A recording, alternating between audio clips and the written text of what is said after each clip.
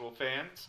We are live, and here we have our normal hosts, Nitrodax and SpiritTracks. We also have a guest with us, Stormblade from LLW. Go ahead and introduce yourself. I'm sure people know who you are, but Hi guys, I'm Storm. and that's basically all you need to know. Yeah. Are we online? Yeah. Yes. Yep, we're live. Oh, yeah, okay, my bad. I Yeah. assume everyone can hear us, right? Yeah. Okay. Okay. Yeah. So just quick introductions. Week one went. There were some. In my mind, there were some, upsets, some crazy stuff, but I think like 75% of the week went exactly how I thought it would. Who's a little echoey, by the way? Somebody is. Anyway.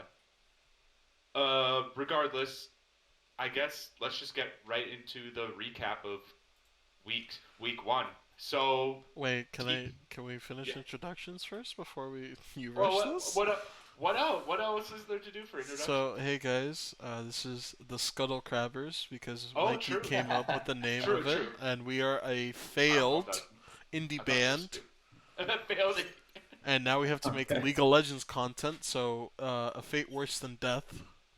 We are joined here today by the ever wonderful my mid laner, Stormblade. And then we are also joined by statistically the best ranked AD carry Oh, by yeah. Stormblade's power rankings, SpiritTracks. Yes, sir. I did. I did. Uh, I did not. By the way, I did not take credit for that name. Somebody who was it? Spirit Tracks or Mom? That anyway. Regardless. Regardless. And then we're joined by the ever so handsome, ever so loud, ever red suit wearing Mikeypooh. That's me. I forgot that we were supposed to give them the new name of the podcast in the introductions. That's my bad. It's okay, Mike. I like it though. I like it. Yeah, we have a good amount of stuff to go over. Anything else before we get into point two? What else?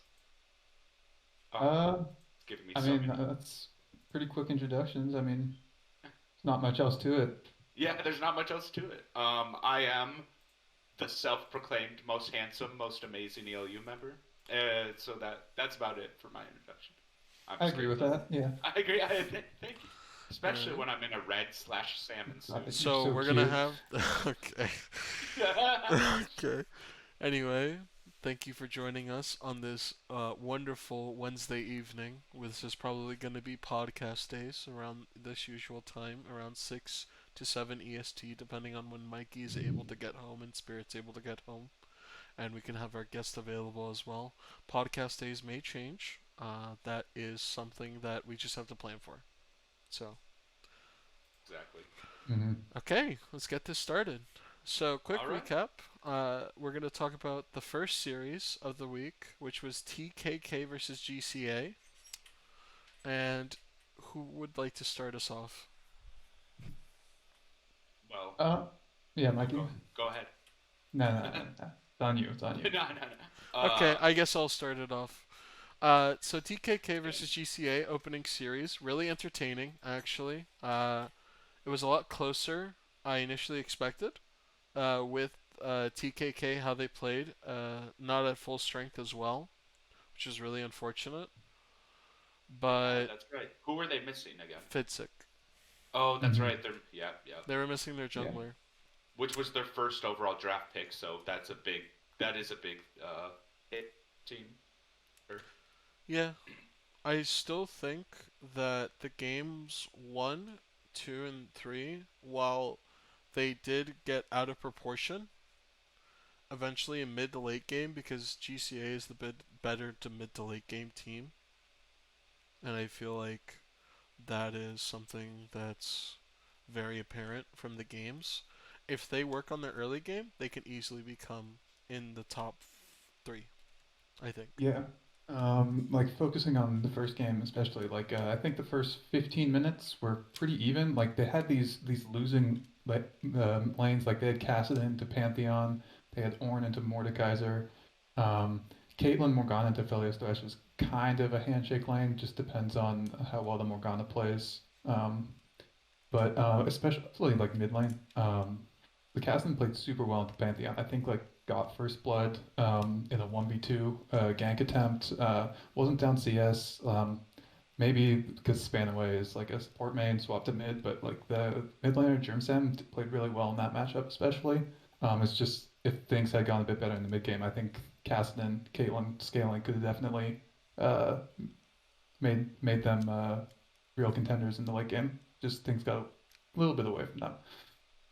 I'm really happy to see Spanaway expanding his champ pool. I think Yeah. that putting him on utility like Lissandra, Pantheon, and Galio is super smart from them, considering he's a support player. I mean, support Hmm. players are known to understand map movements pretty well. So stuff that he can push the lane in, move out, and like affect other areas of the map is, I think, really nice. I'm surprised we didn't see a Leona mid out of him, actually. That's something he pulled out in So that's scrims, which is something I pretty want to interesting. mention that is like that's another like we used a sub for us mid in one of our scrims, like pulled out Leona mid and That was like us, hard yep. that was you guys, yeah, yeah. It's like it's even if he's mid lane, like you just have to ban Leona. Like I'm pretty sure TKK banned it all 3 games just because he's so proficient, and Yeah. he so like yeah, like that's a really good flex in mid because I mean Leona mid is nuts. I've played it a couple times. It's very good. Yeah. Well, I agree, and I think people just keep banning Leona. Let me Hmm. state a fact that most people don't know about this series. TKK, as far as lanes won, they actually won more lanes than they lost this whole series. Yeah, that doesn't surprise me. As far as by the time laning phase was over, TKK had won a majority of lanes. They just couldn't turn it into anything.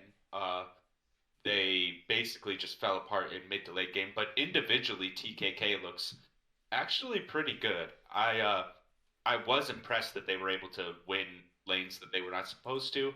Uh, they just have a lot of team fighting they need to work on. Yeah, That's about my consensus there. yeah. Just quick stat on there.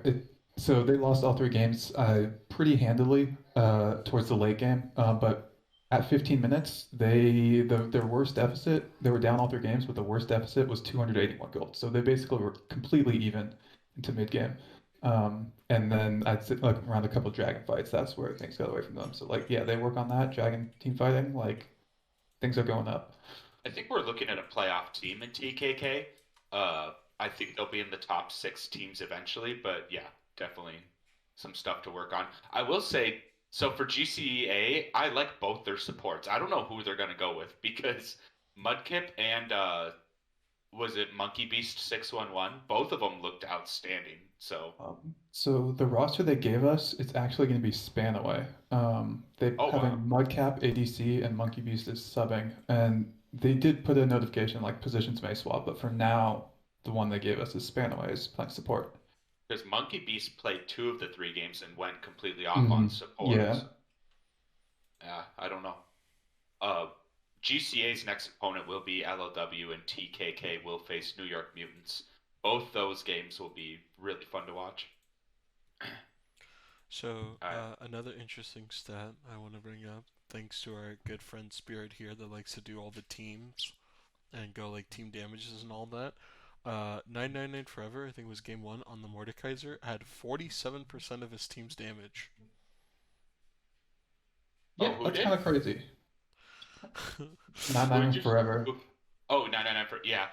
There's no really big surprise there if I'm being honest. He's so good. He got a quadra kill game one, which I had to give him some kernels for. Hmm. And then yeah, he went 24 and 4 on Samira in game 3. Oh jeez. That's crazy. So, Yeah. if we are going to talk about the weaknesses that we did see in both teams, I think TKK, if they become a lot more proactive in the mid game and late game, I believe, I think that they had a really good plan going in. It's just that it was kind of unlucky for Vacant also to be forced onto jungle. Hmm. But beyond all that, they still played a lot better than I expected.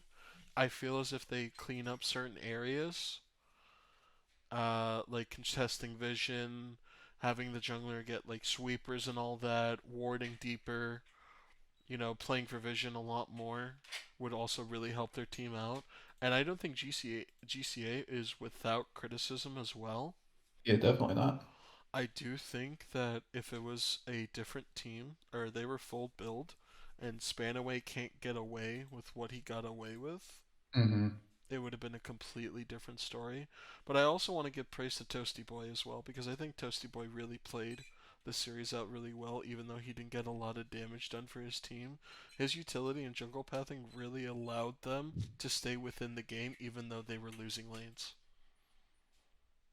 Yeah, for sure, for I sure. think a lot of TKK's pacing issues, especially like early game, will probably be fixed when they have their main jungler in. Jungle dictates like a lot of the tempo early, and I feel like with the winning lanes that they had, there could have been areas where they could have capitalized on it if they had like somebody they'd been practicing with. Yeah. For GCA, thing I think I want to work on is I know they kind of switched their roster around a bit, but I think that this roster that they used this week, they had some early game movements that could have been punished pretty easily. I think Spanaway on the mid was playing not. I don't think he was playing matchups properly. I think he should have kept the Kassadin down way more on the Pantheon. The 100%.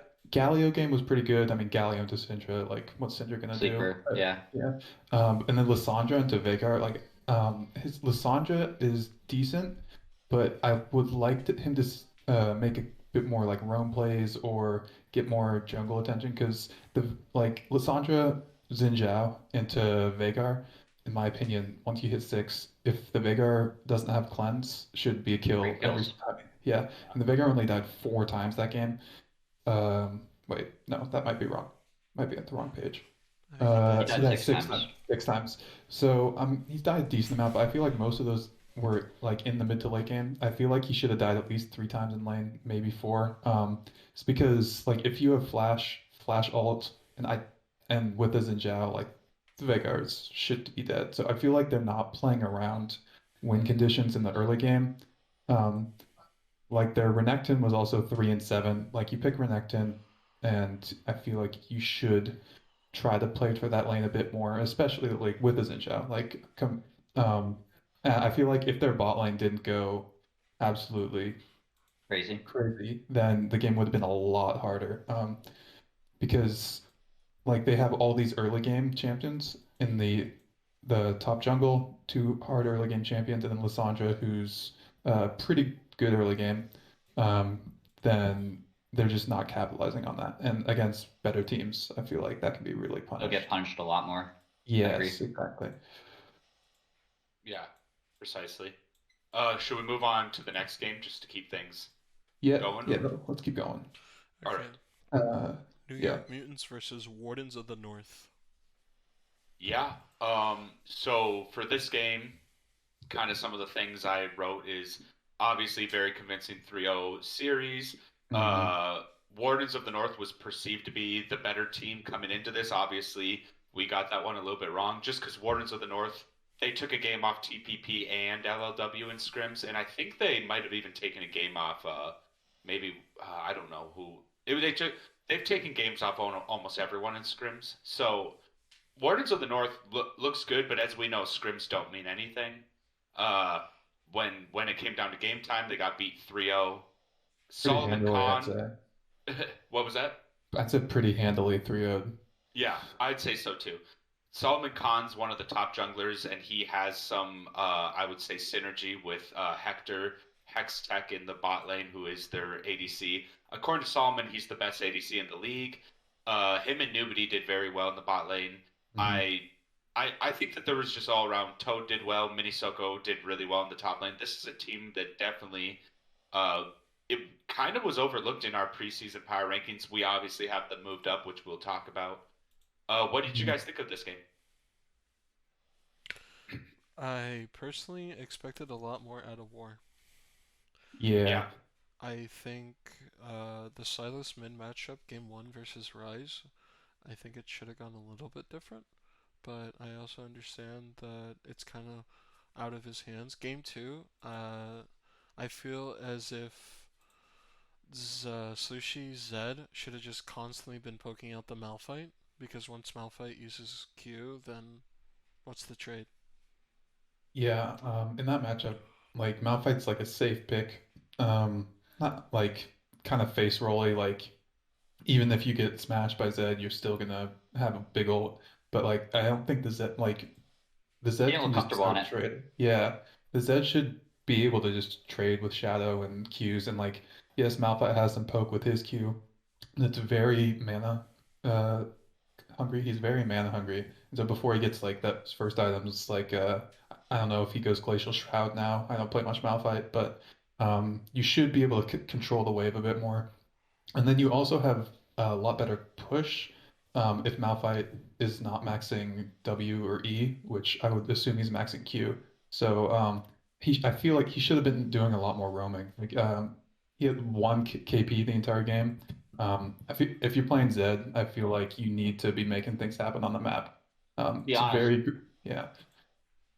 all 3 games, I was pretty disappointed with how mid matchups went.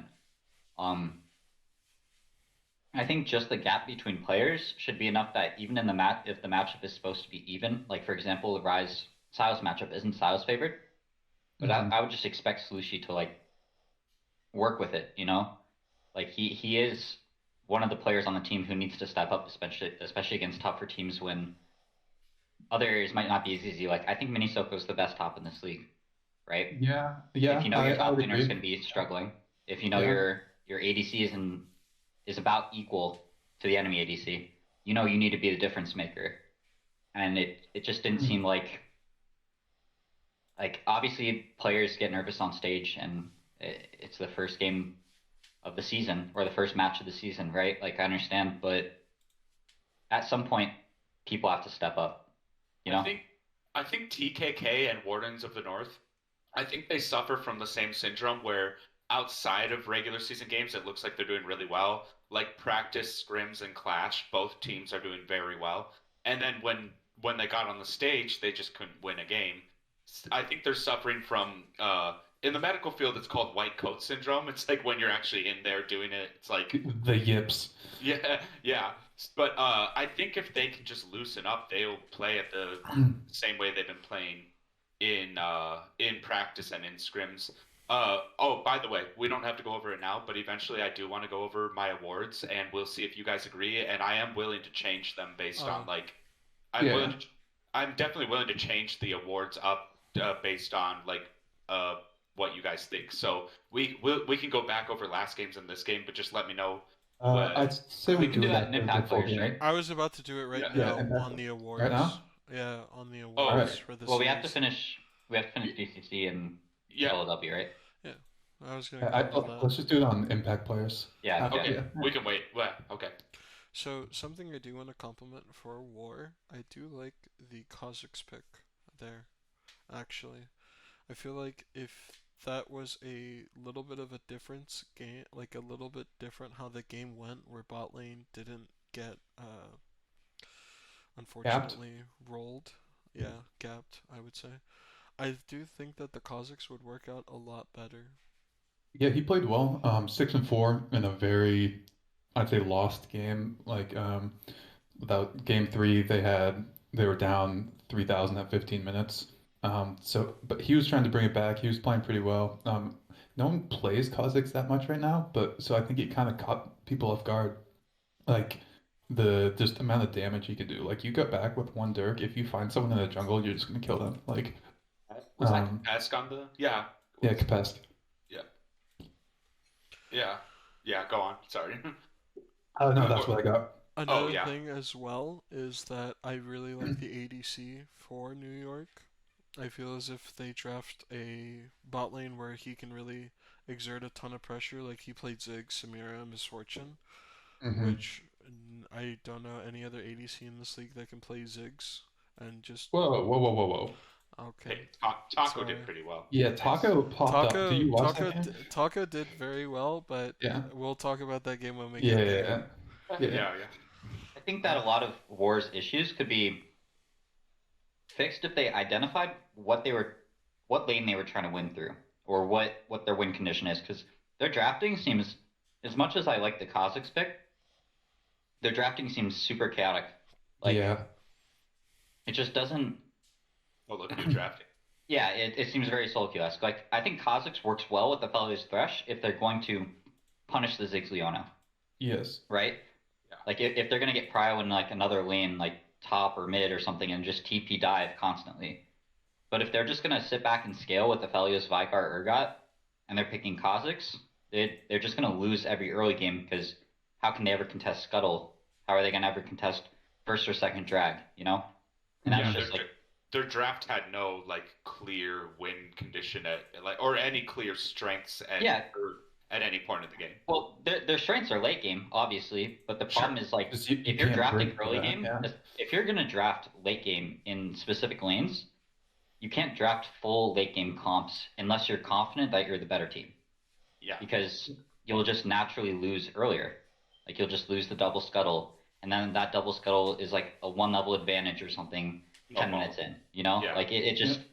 That kind of stuff snowballs, and you'll just lose games off of not getting any objectives, right? So...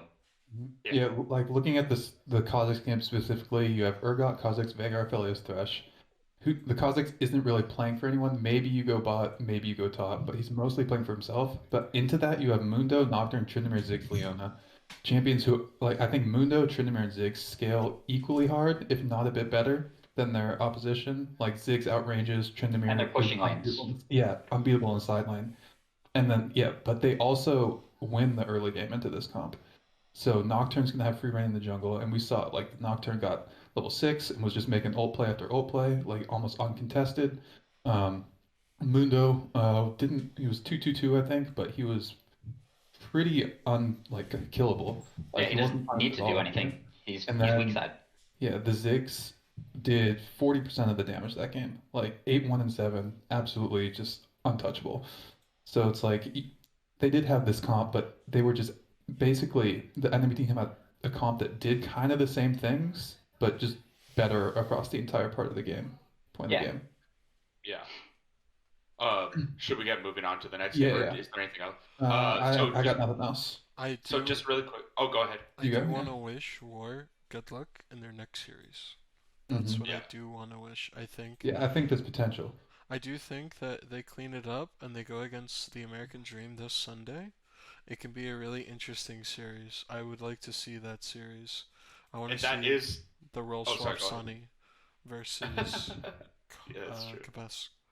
Hmm Yeah, they are role swapping that. And let me remind people, the second biggest rivalry in ELU is Wardens of the North and the American Dream. Yeah. That is the The second artificial You heard rivalry it here. created by Mikey because Yeah. he enjoys the TPP LLW rivalry so Yeah. much he just wants We that need a everyone. second. Yeah, We start need a trash second talking. We need a second rivalry, so start the trash talk. Okay, let's But, let's move on. Yeah. I will say before we move on, New York Mutants will face TKK next week.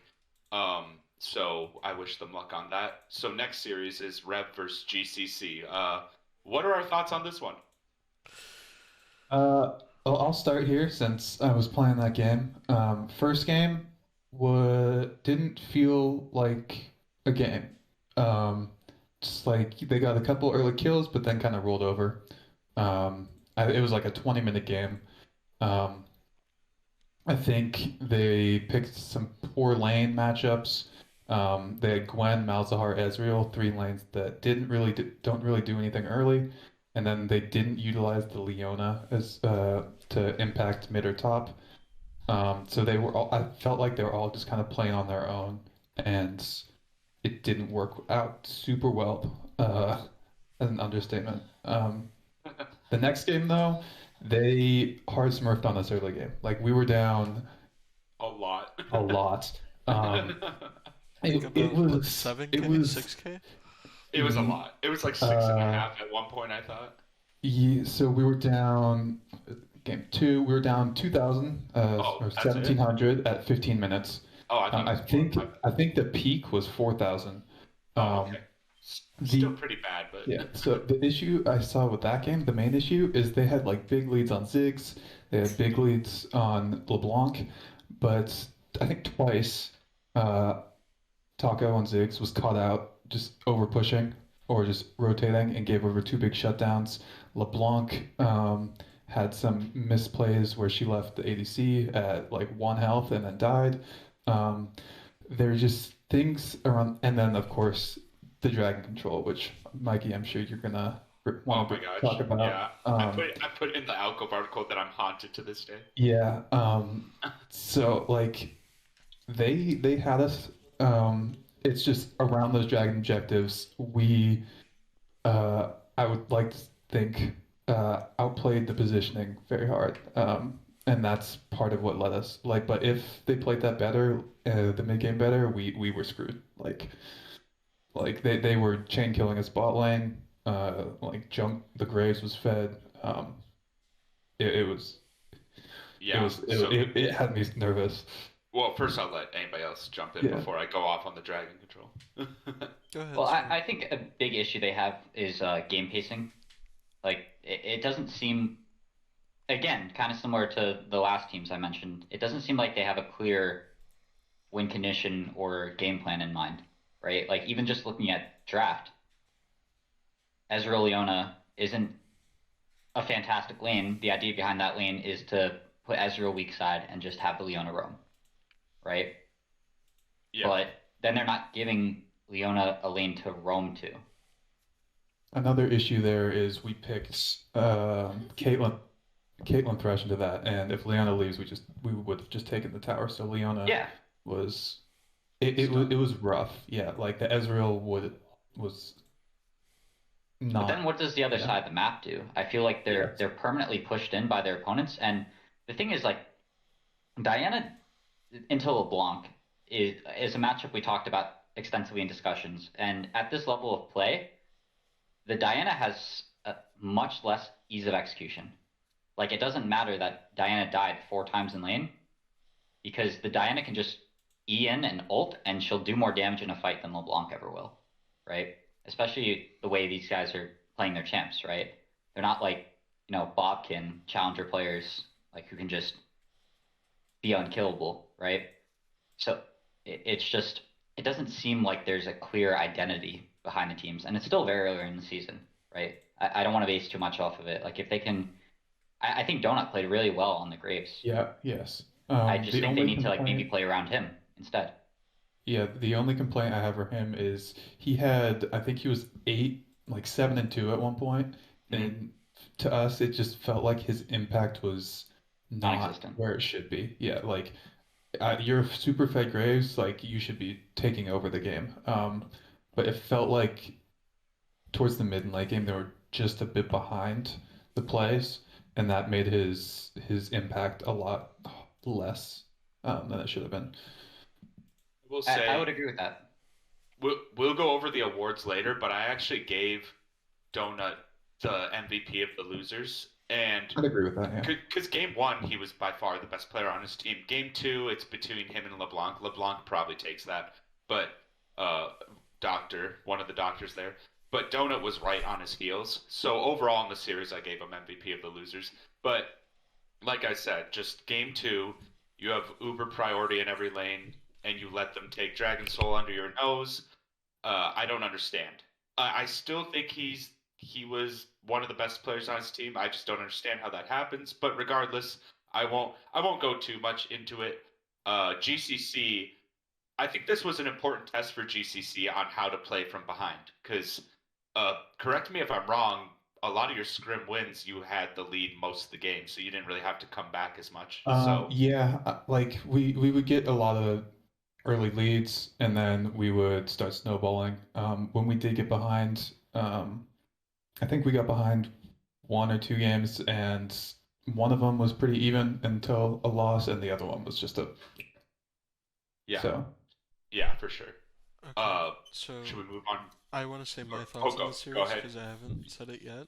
Oh, sorry. I Yeah, feel as if Dr. Alero, I don't know how you pronounce Aluro, I think. Alubro, I think, Alero, yeah. uh, the CS per minute when he played LeBlanc, I feel as if he's going to like he still performed well, but I would just imagine if he had the 7.4 CS he had playing Malzahar on LeBlanc. That adds a ton of gold value to LeBlanc that maybe he can one shot that ADC. Maybe he Yes. can do those plays Yeah. and win his team fights even more. I So think there were 2 plays where Misfortune got out with like 1 health. I think working on CS for Rev, just doing the basics, working on CSing, working on all that, because I think Set had what 3.8 CS per minute in game two Yes. against Maokai, which should be a very abusable, very easy lane to abuse as a tank enjoyer who hates going against Set. It's not very fun, but I feel as if, that's just a messy game. That game to me was more impressive than the New York Mutants versus War series. The fact that Revolution actually put up a good fight in game two and showed that they just aren't really a pushover was really impressive to me. And I feel as if, they deserve credit where credit's due. Yeah. Yeah, for sure. Like I think we all had them at number 9 in our power rankings.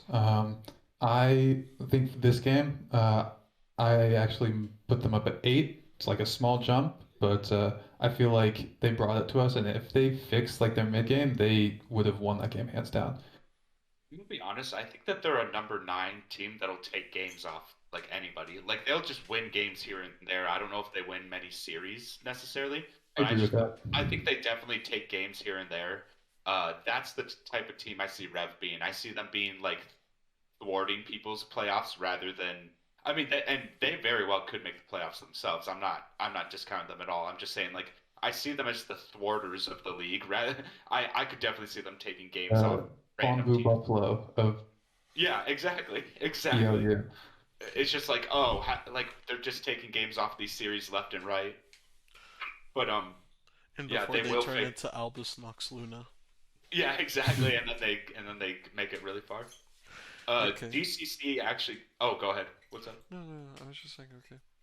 GCC will get a bye this week, and Rev will face off against TPP. So, TPP, get ready for that one. Yeah, I feel like Uh, when we talk about matchup for the upcoming week, I want to name the schedule coming up, and I want to like rate teams on how hard their schedule is just from week one alone. But I have matchup of the week down, and I think you guys will all agree with Oh, my number 5. We Yeah. can talk about the schedule once we get there. Yeah, and I Once we think get you to guys 5. will all agree with mine, but I'm gonna basically in the future I think I'm gonna come out with the Alcove article after we've had this conversation so that we all get an impact on the awards and that stuff, so it's not just me.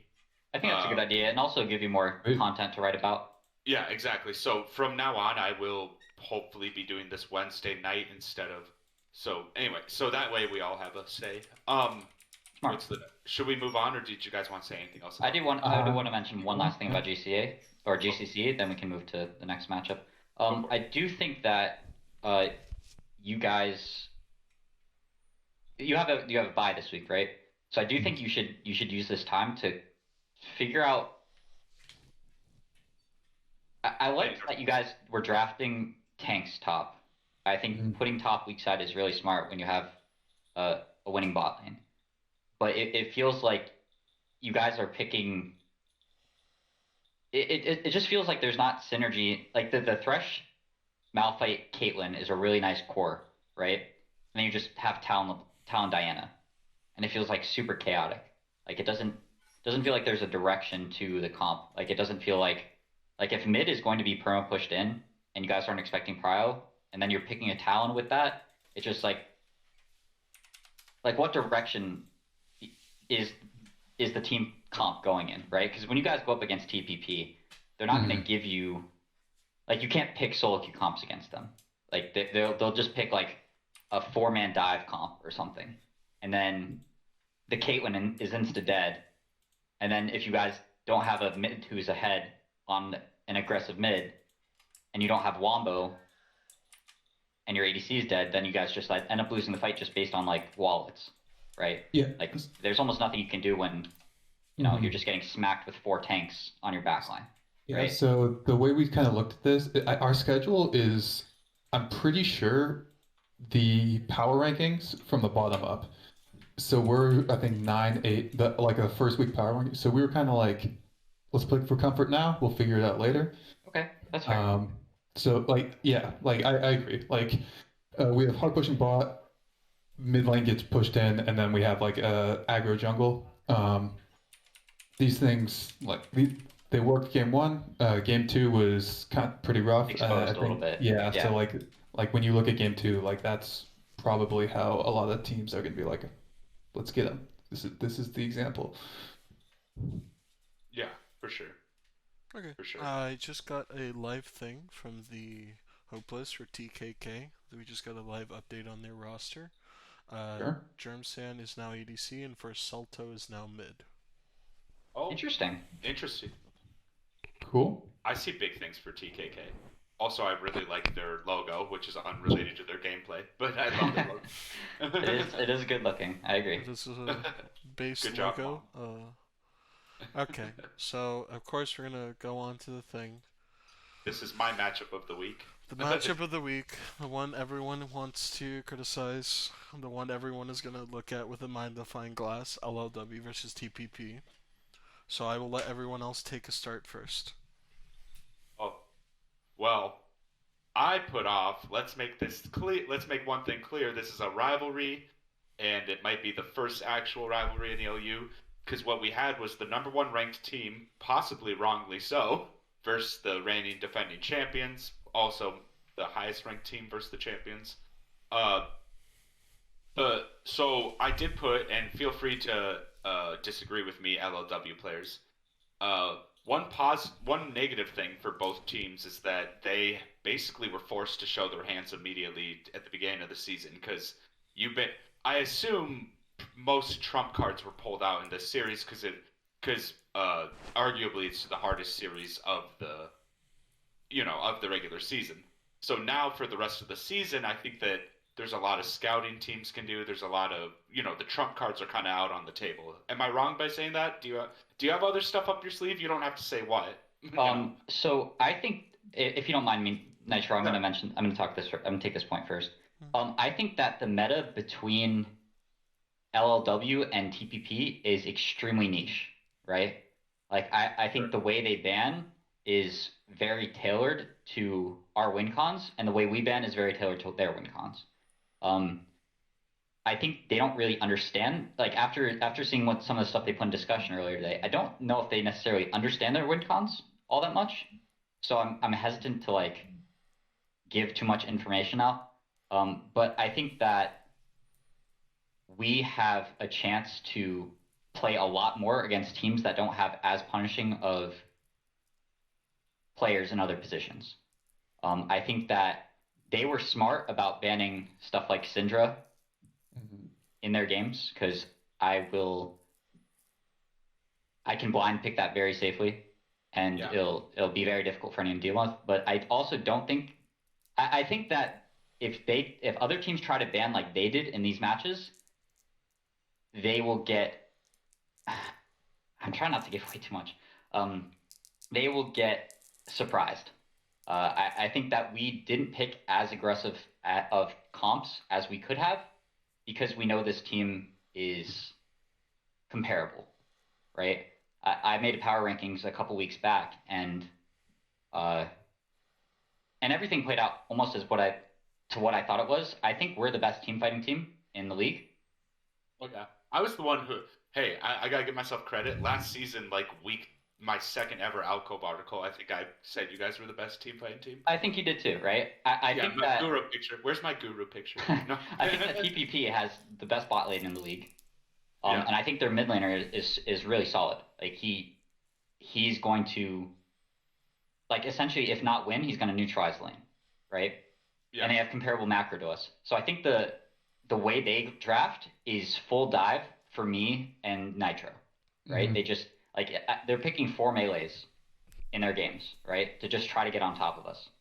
And I thought I was being big brain game one by drafting Kane on our team because I was like 4 melees into Kane, that's unlosable, right? For the Kane, it didn't work out that way, but I think that we adapted really well, and I think they're going to struggle against us if they don't change how they're playing.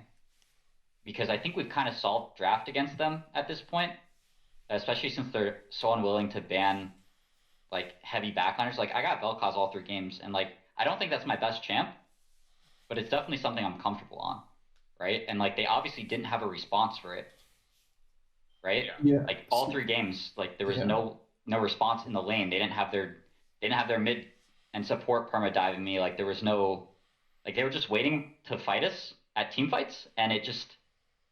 Well, what I said during stream was I said I really liked how you bought 2 defensive items to start out the game and didn't build your mythic right away. And I think that gave that basically I would say discouraged them from diving you because they were like, well, we're gonna have to expend so much to kill one player. It's just not worth it, you know? And And that's what they always do though. Like we've been playing them for so long at this point. Their style has just been pick divers and get on me, right? And then we're at the point now where I can just Zhonya's half their abilities, and then the rest of my team kills them all. They won't give you Lissandra for that reason because you get an extra Zhonya's on top of it. So, maybe, but yeah, I think that the matchup will continue to go this way unless we see significant changes out of their bot lane, particularly because they mentioned in discussion that they were picking scaling bot lanes, but if you're the best bot in the league, just abuse it, right? Like take tower at fucking 7 minutes, right? Yeah. Yeah, no? They do need to abuse having the best because we all agree they have the best bot lane. Give credit where credit's due. Of course. Like abuse it, yeah. Yeah, of course. I mean, Scaling's a fucking incredible player, and I'm sure he's behind a lot of the shot calling on their team, right? Mm. Like I think ISO has really solid positioning and mechanics, but I think they're playing. I think the reason they struggle against us specifically is they're playing like they're playing against their own team. Like it's like they're playing against. I don't know how to say this, but they're playing too respectfully. Mm-hmm. Like they should just be drafting like similar to how they should be drafting Lucianami every game, and then just like utility champs in the other 3 roles, and just like taking bot tower at 7 minutes, rotating their bot lane mid, taking that tower at like fucking 13 minutes with Rift Herald. Like they should just be using their bot lane all over the map to like close out games, but they're just letting us like neutralize the bot matchup, and then top is going even, and then jungle mid just wins. Like I think Soko is the second best jungler in the league, if not like I think he's comparable to young Trendsetter, right? I think they're both incredible players. Like I think young Trendsetter has a really solo queue champ pool. He has a really aggressive champ pool. Like I imagine when I think of him, I think of like Graves, Talon, like Kiana, like that kind of shit, right? Yeah. And I think that's like really nuts if you're putting resources in him. Soko is like the opposite. Soko is like, yeah, I'll fucking pick Volibear and like spam ganks. We're not going to talk about the Kayn because, you know, that doesn't happen. But he can pick Volibear, he can pick Poppy. Like you saw they banned Poppy all 3 games, right? It's because we played it in scrims and they didn't have an answer. Yeah. Right? He's just an incredible. He helps out lanes so much. Like Soko helps out lanes so much, and by helping lanes, it gets him priority for objectives and invades, right? It's like this nice like synergy where if he ganks my lane, he knows I'm going to pay it forward, and I'm going to help him invade bot side, or I'm going to help him get vision bot side, or I'm going to help on the drag, right? And it's just like this nice snowballing effect where since we're helping each other out so frequently, he ends up with good KDAs and he has a lot of gold. Like I mean, he popped off on the Volibear games yesterday. Like it felt like he built Zhonya's in game 2. And I hadn't really. I don't look at his builds. The game was ending, and I was like, "Wait, you Zhonya's? What? Wait, what? When this happened, right?" And it just works out, right? So, I think that we have a really nice game plan against a lot of teams, but no team. I haven't seen a single team yet, either in scrims or on stage, have a consistent game plan, and I think that's why we're going to be the best for at least the majority of this season. We do have some fun mid-season plans, but they will not shake up anything too big. There is talks of a mid-season draft, but there will be very strict rules on it. We'll talk about that later. It will not shake up anything too heavily. We want to keep the season basically running smoothly the way it's going now. Also, sorry I didn't talk about the games at all. I was just. Go ahead. Go ahead. I don't know. I'm a chill for now. Just you guys say your piece. Say your piece. So my view on the series, I feel like game 1 and game 3 pretty one-sided. I feel like they were mainly determined by draft. First game, they picked full just like circle pull people in, and like we saw that work at the dragon fight. Rel got the huge flank. It was just pretty much over from there. Misfortune, I hate that champion. It's just way too strong. Getting nerfs. Oh my God. And so they had this huge team fight comp, and then you guys, I see you have Sivir Vel'Koz. Sivir went Dark Harvest into Kraken Slayer, which I haven't played Sivir, so I don't know if that's what you're supposed to do. But you pick these two champions. Sivir scales super hard, but three items, pretty weak. I think that's how Vel'Koz works too. And then you have the Kayn, which did not get off the ground. So it felt like your mid game was just lacking so much damage. And so that's game one. Game three, on the other hand, like you guys just banned Misfortune after that, which I think if you're red side, it's a permaban. And they pick Aphelios Rel, which personally I don't like as a bot duo. I feel like Rel is hard engage and Aphelios is kind of a kite back champion.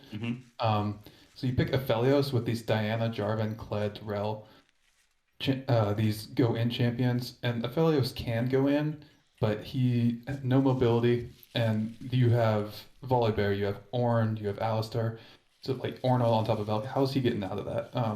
So they have these pretty much the same comp as the first game. Just go in, but they throw this Aphelios in there, which I did not like. Because I feel like in lane that gets neutralized by Alistar, and like you guys were saying, they have to play what they're Plat 1 and Grandmaster. They need to be playing a lot more aggressive, in my opinion. Like in all of our opinions, like they should be winning these lanes. And I would say yeah. ISO Square plays at a diamond level too, honestly. Yeah. Like honestly, Plat I 1, think he's really good. Plat 1 is literally like diamond. Like I hit D4 a while ago, and it's degenerate. Like It's not different. Yeah. yeah. So and I'm pretty sure that's the game Nitro got a Penta. Shout out there. So like they're playing these lanes into people who are arguably worse. Restating this, and they're not coming out with leads like they should. And that set Diana, Jarvan, and put Diana and Jarvan in a spot where if they don't get super far ahead, they will have no damage. Diana will have the big burst, but you have Volibear to dive past her onto the Aphelios. You have Xayah ult, you have Alistar knockback, you have Ornn peeling. So it was just very hard for them to get onto the damage dealers and to do and like you guys were talking about, like you built two defensive items. Yeah. So that's my thoughts on game 1-3. I feel like it's just completely draft difference. They're obviously both good play by both teams in each game. But I feel like it was just so much easier for you guys in game 3 and them in game 1 to execute. Game 2 was a banger. True. Like that's all. Like oh my God, like that. The Elder fight into the base defense into what a game. I know it wasn't a close base race, but it was technically a base race, and I will like actively the most to end a game is a base. So I thought that was Wyke was out, as told me he messed up TPing to the base. He should have stayed and helped with the fight. I agree, he should have, but I think it was negligible at that point. Well, yeah, and it's a split-second decision. I get where Wyke was coming from. Either way, it gave us a base race, which is the most exciting way to end the game. So I actually did not mind. The C9 versus FPX of ELU. Yeah, let's just make these fucking these worlds. We are worlds now. Yeah, wasn't a close base race, but still super exciting.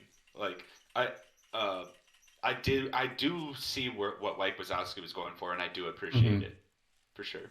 Yeah, like it's super hard to make that decision. Like he saw three people in his face, and he's just like, "All Yeah, right, I got this is this is make in or that break. split second, just like this is what I can do. This Yeah, this is my best chance. Maybe it was, maybe it wasn't. Um, but like I appreciate that that split second decision. Like he was in there. It's like yeah, you gotta appreciate it. yeah. You gotta appreciate all of the team of TPP. They did really well, honestly. Hmm. Um, Not much else I can so, say. I just want to give my respects to ISO. Yeah. That's it. so TPP will face off against Rev, and LLW will face off against GCA in the upcoming week. Should we move on to impact players and go over awards and Yes. different things? Yes. Yep. Sorry, I clicked Believe the wrong so. thing. My bad, guys. The Scuttle crowd decided to do a little shimmy shake there. Switch it. What is that thing you have over the different points? That is, I think, the Pentakill Viego? Yeah, it looks Oh, like Pentakill. okay. Um, so I'm gonna go over my awards of each game. You guys tell me if you agree or disagree. Now keep in mind, I will keep in mind biases. So like, Hmm. let's say everybody on the cast is from LLW, and I say this guy from TPP did really well. I know that you guys are gonna be like, nah, he sucked. No, I'm kidding. You guys won't do that. I know you wouldn't do No, that. no, No. I knew you wouldn't do that. But just keep it objective, you know. Hmm. of course. And obviously you you guys in TPP actually do get along. I do like the rivalry, but so anyway, so let's go back to TKK versus GCA. Hmm. My MVP of the series was 999 Forever, Agreed. and Agreed. I do want to say I I pride myself in being as objective as possible. I don't like to I don't. I'm not going to spread around the MVP awards. If you were the MVP, I'm going to give it to you. I'm not going to try to spread it around every week. Hmm. I think the 999 Forever. People are like, well, he always gets the MVP for GCA. He's a good I'm player. because he's a good player. I'm trying to be objective. I'm not going to sugarcoat anything. You know. I mean, I there's no way to deny he carried Like, hard yeah, carried games 1 and 3. Yeah. 50, I 50% believe damage. I Yeah. believe Toasty actually deserves it just for the I utility have laser Toasty setup. I have Toasty having under the radar MVP. Well, first let me explain. Every week for every game, I for sure give three awards: MVP, under the radar MVP, and then MVP of the losers. Those three awards will happen for every game every week, and then I add a couple more random awards that are just random that I want to give out. But Mhm. do you agree with 999 Forever being MVP and then under the radar being Toasty Boy? Because Toasty Boy did go off. I think that's pretty solid. Like I said, you got 47% damage, team damage, game one. Game three, he has 24 kills. Game two, he's 4-1-13 on Camille. Not a huge impact, but held it down. So like purely on game one and three, I do think yeah, Toasty Boy was very good at ganking. He got a lot of kills for his team. Um, and but in this case, I feel like in game one, if he had a very big impact game one, game two, and game two.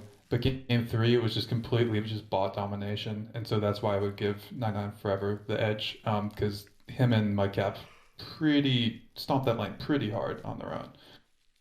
Yeah, for sure. Uh, and then MVP of the losers I gave to Germ San.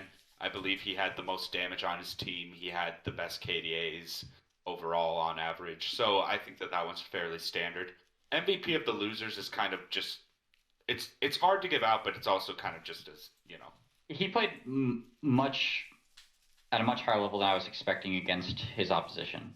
So Yeah, I think that's a fair award. I think that especially against the Pantheon, he laned very well. I also don't think that Spanaway knew the matchup as much, Yeah. which is yeah, fine. But I think Germsen held it down. yeah. Like he did better than I was expecting against. And we do have to realize who they're going up against. This is something that happened in the discussion chat earlier today. You have to realize who you're going up against when you're giving out these awards. Like if you're a bronze player and you go even with a master player in lane, you deserve some sort of award, right? You know, Yes. I mean, I'm sure that will never happen, but uh, so that's why Germ Sand got the award. Not to mention, he literally did do the best on his team, regardless of who he was going up against mid lane. So I think that's a fair award. I think The it's fair. I think the Draft King award I gave to Violet Cap. I think GCA wins a lot of games in draft, so I think that one's pretty standard.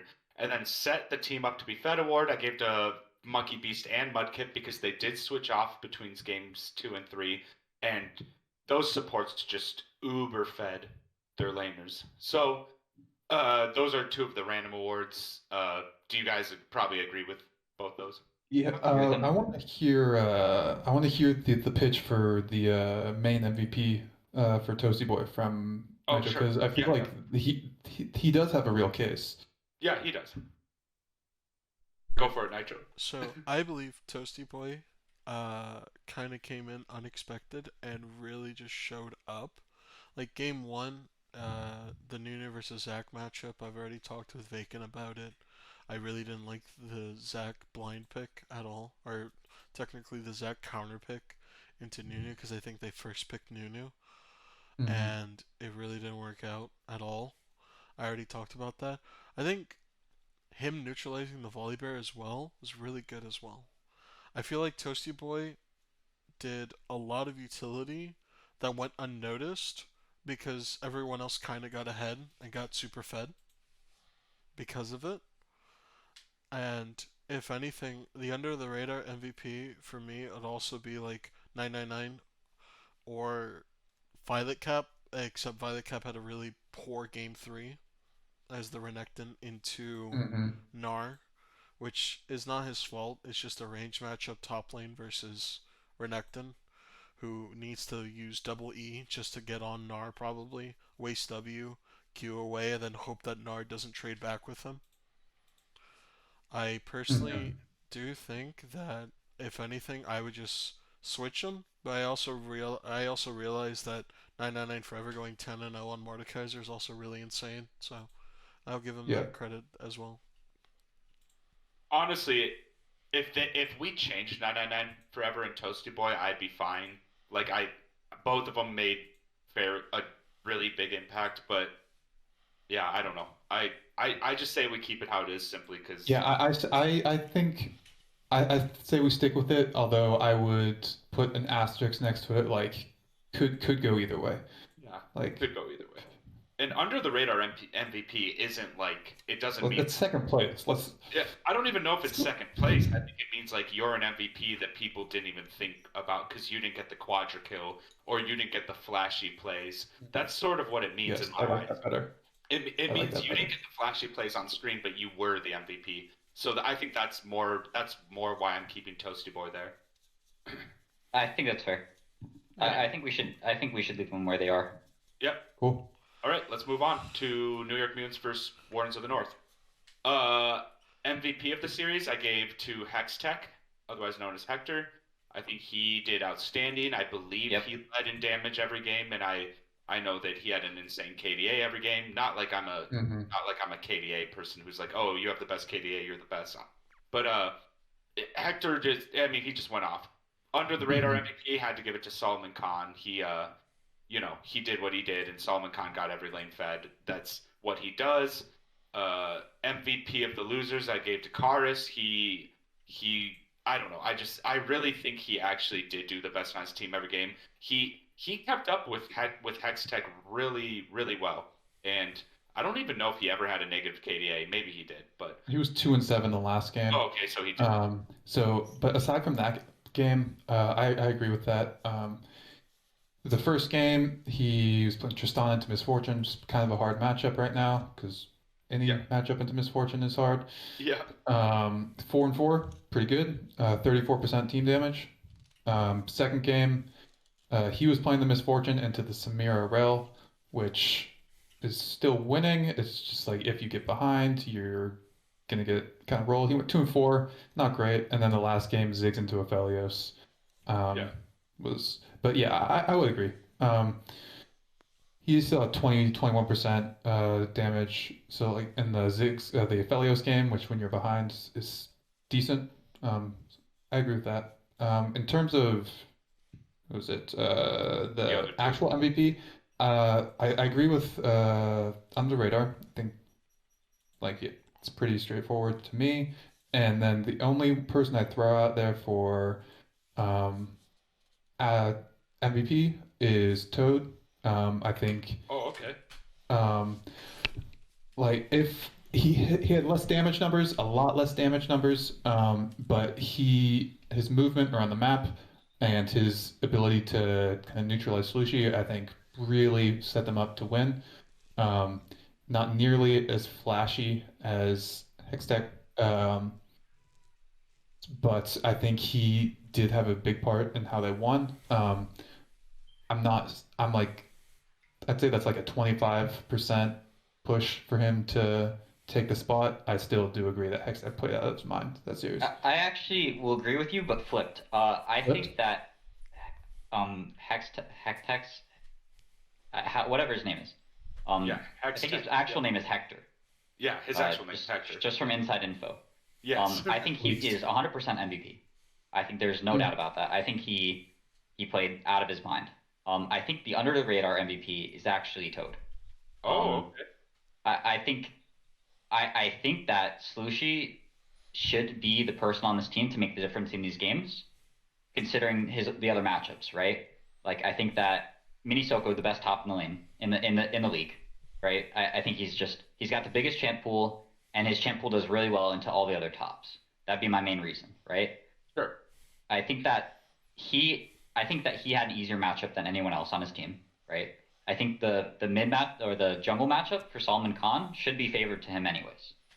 I think that the way Toad played against Slushy was like the difference it made cannot be understated. Like the fact that Slushy had literally zero pressure against Toad is unbelievable, especially on the Mm. champs he was playing, right? Like I think there's no reason Toad should have won any of his matchups the way he did, right? And I think that allows Solomon Khan to move around the map so much better, and I think it creates so much pressure for Kapesk, right? Because he essentially now has three losing lanes, right?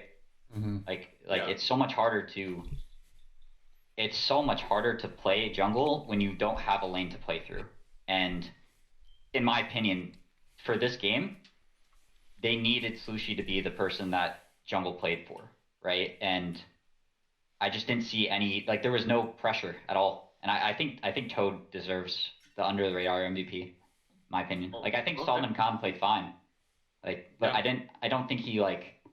You think he was kind of given he was I kind of think he was. given it on a silver platter because all of his lanes were winning, and he Yeah, just did well in jungle exactly, because Actually, yeah, that's what junglers do when your lanes are winning. I'm exactly, gonna right? swap, and I agree. I now you convinced me. I think Salman Khan played as expected because we know he's very good. Yeah, yeah.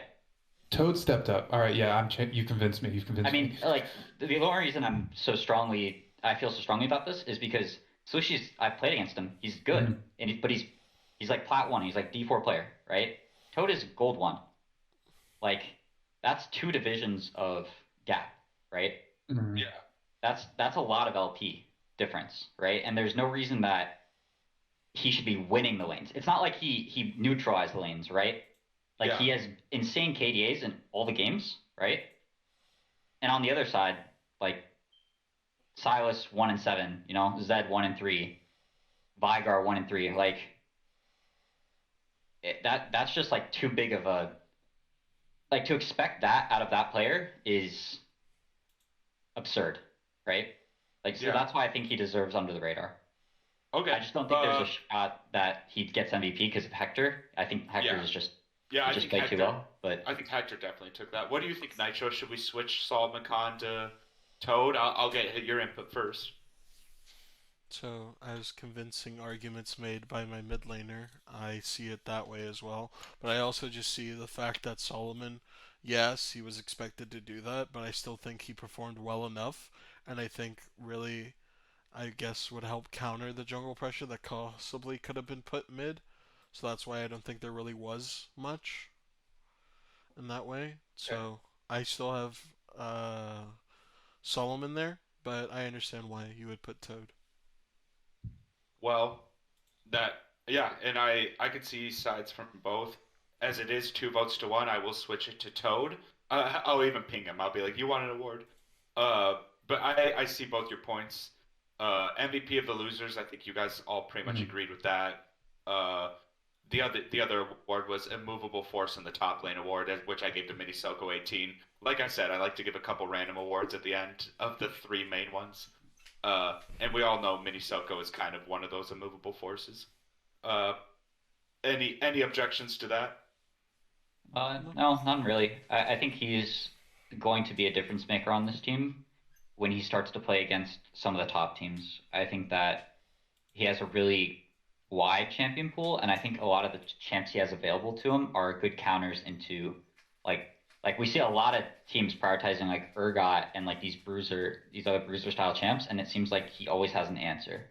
So I'm excited to see how he fares against like TPP, even us, right? Like LLW. Like Yeah. I'm really excited for that Ruckus matchup because I think Ruckus is like way better than his rank would indicate. So Oh, for I'm sure. excited for those Was matchups. he silver one? Yeah, I think so. But also he has like 10 games in solo queue or something ridiculous. So Okay, yeah, he's much better than silver one. yeah, um, let's move on. Are you guys ready to move on to yeah, Mhm. GCC rep. GCC Rev? Okay. MVP of the series I gave to this dumb guy named SpiritTracks. Who is that guy? I don't know. Uh Yeah, huh. Little unknown ADC. unknown ADC. So MVP of the series I gave to SpiritTracks. Under the radar MVP I gave to Young Trendsetter. MVP of the losers I gave to Donut, and somehow kept up gold. His support award was Big Lemowski, because looking at his gold values, he was keeping up with like the other team and other people on his team as support. So, what do you guys think of those awards? Any contesting any of them? Yeah. Yes. Let me. I don't think I deserve MVP. I'm gonna throw Oh, that out there. okay. Well, you Yeah. basically get the Trump say on this one because you were the So MVP. game one, yes, like bot lane was a hard stomp. But the entire game was a hard stomp. I don't think you can really pin that one on me and Lemowski. I think the entire team played well. But so if we just go by that game, sure, I'll take it. 704, 28% team damage. Pretty good. Game two, I ran it down. Uh, Lemowski and I got 2v2 killed like three or four times maybe in lane. I was getting flanked by LeBlanc. Uh, I didn't play well that second game. I think Nightmare Seda played super well in the Maokai. He um, didn't um, so he didn't lose as hard as he should have in this set. He had huge team fight flanks that secured us like, a couple of dragons. I think he was very under the radar there. Um, in terms of like actual MVP, I would give it to Young Trendsetter. I think he deserves MVP, and I think Saw Nightmare Seta deserves under the radar. So that's I think You want to take yourself out completely. yeah. 'Cause again, performance the first game I don't hold that high, and performance the second game I don't think was good at all. I think Trendsetter had some one or two int plays on the Talon game two, but for the most part, I think he really carried us through. He was getting picks. He was pressuring the enemy jungle, even though Donut was ahead. I think he really kind of corralled Donut into a spot where he wasn't able to pressure as much as the Fedgrave should have been able to. Well, I mean, technically, since you were the MVP and you're trying to take yourself off the awards entirely, I would typically give No, you no, the I Trump think vote here, but I want to hear everyone yeah. else. Let's hear Yeah. what other people have to say.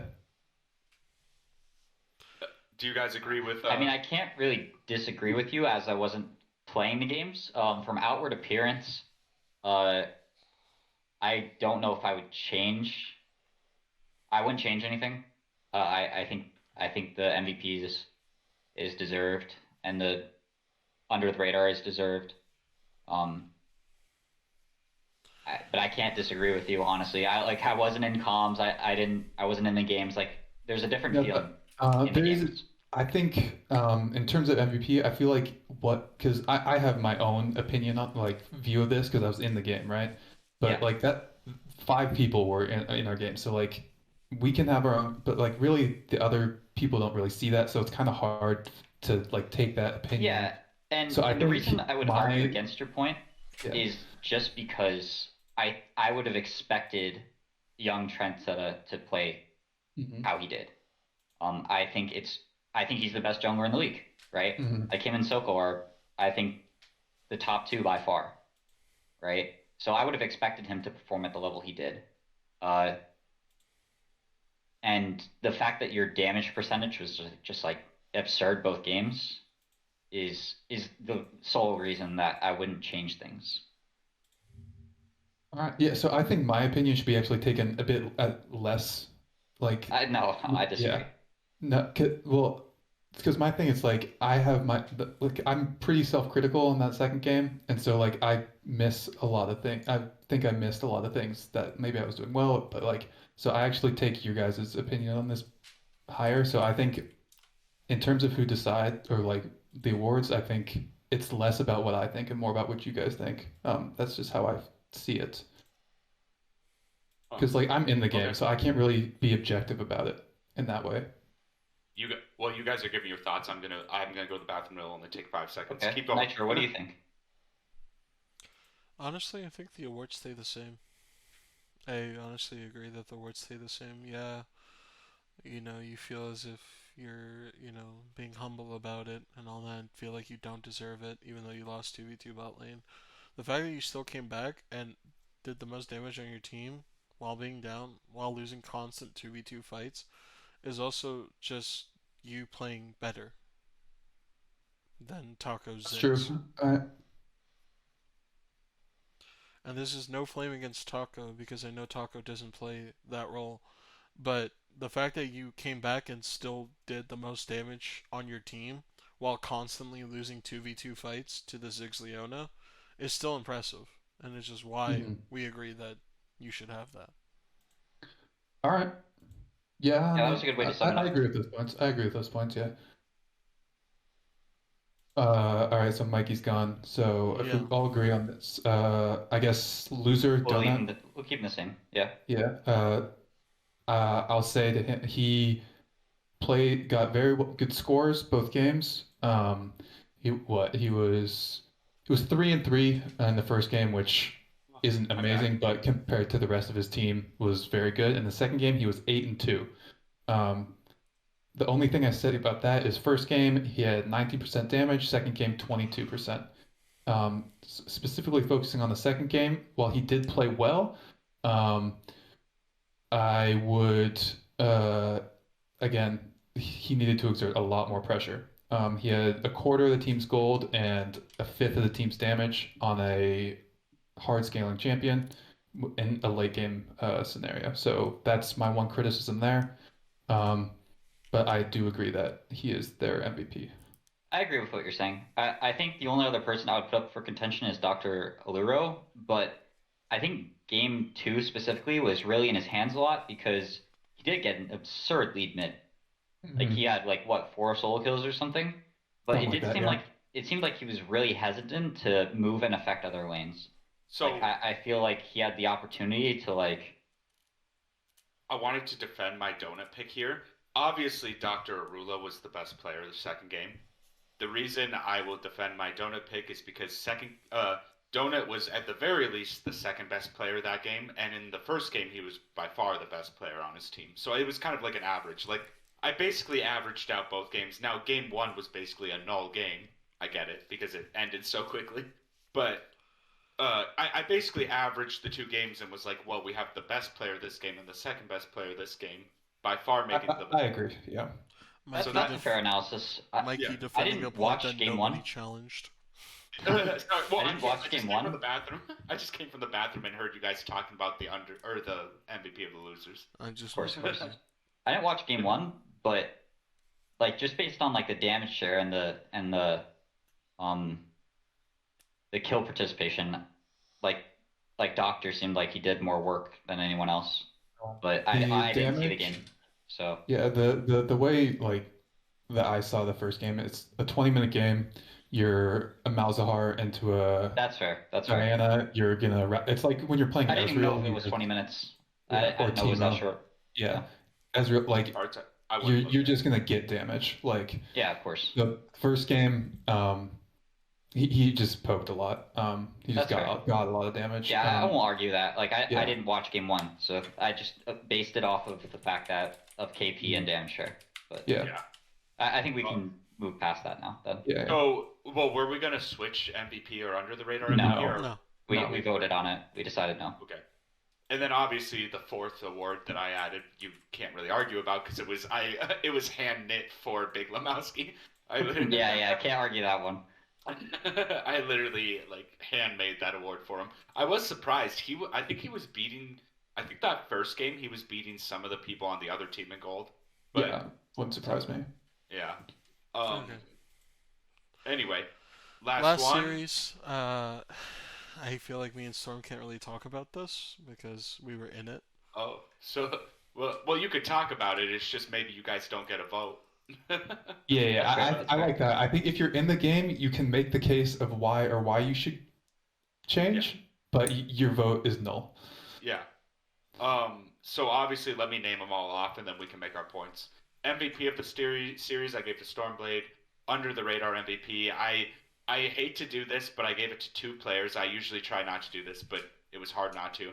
I gave it to the bot lane just because Thigh High Crocs, first of all, set up some amazing plays. He also, most people don't know this, but he also had the most assists of the whole week in all of ELU.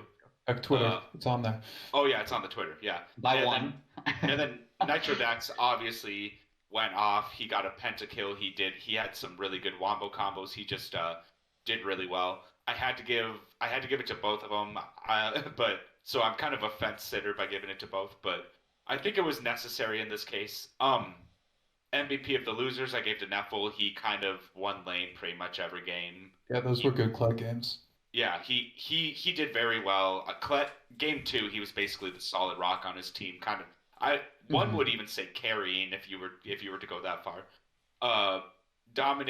The dominating comeback award I gave to Soko. He left a lot to be desired game 1, but game 2 and 3 he dominated. Most assists of the week, obviously, Thigh High Croc. So, what do you guys think of these awards? Any contesting? I do have a couple. Okay, you go first. So I do agree Storm is always the MVP because if we win, it's because Storm is able to position correctly and not get instantly burst down, and we win the fight because we position correctly. The under the radar MVP, I wouldn't give it to us. I would give it to Soko. Okay. Honestly, I think like Soko mentally was able to come out of game 1 going 1-10 as Kane, pick Volibear, same jungle playstyle, just a different champion, and is able to help us really push these leads ahead. Okay. Good. Yeah, I mean, decent point. I really like the award I gave him, honestly. And, I know we're all trying to give away awards to other people because we're all humble. But the place I have him, because he admits he got out-jungled game 1. And, granted, a lot of that was probably because of Brick Machine's team was doing so well. But then he just came back with a Fury. By the way, I gave Stormblade the MVP before I knew he was coming on this podcast. Before anybody's like, yeah. We don't bribe people to come on here. Yeah, I was like, we're not bribing our guests. We're not bribing our guests with awards. But yeah, I like them where they are, but I do get your point. And obviously everyone here is too humble. They're gonna try to give their award away. What do you think? Stormblade. Yeah, if you got something. I can mention it quickly. I do think a lot of our team's win condition.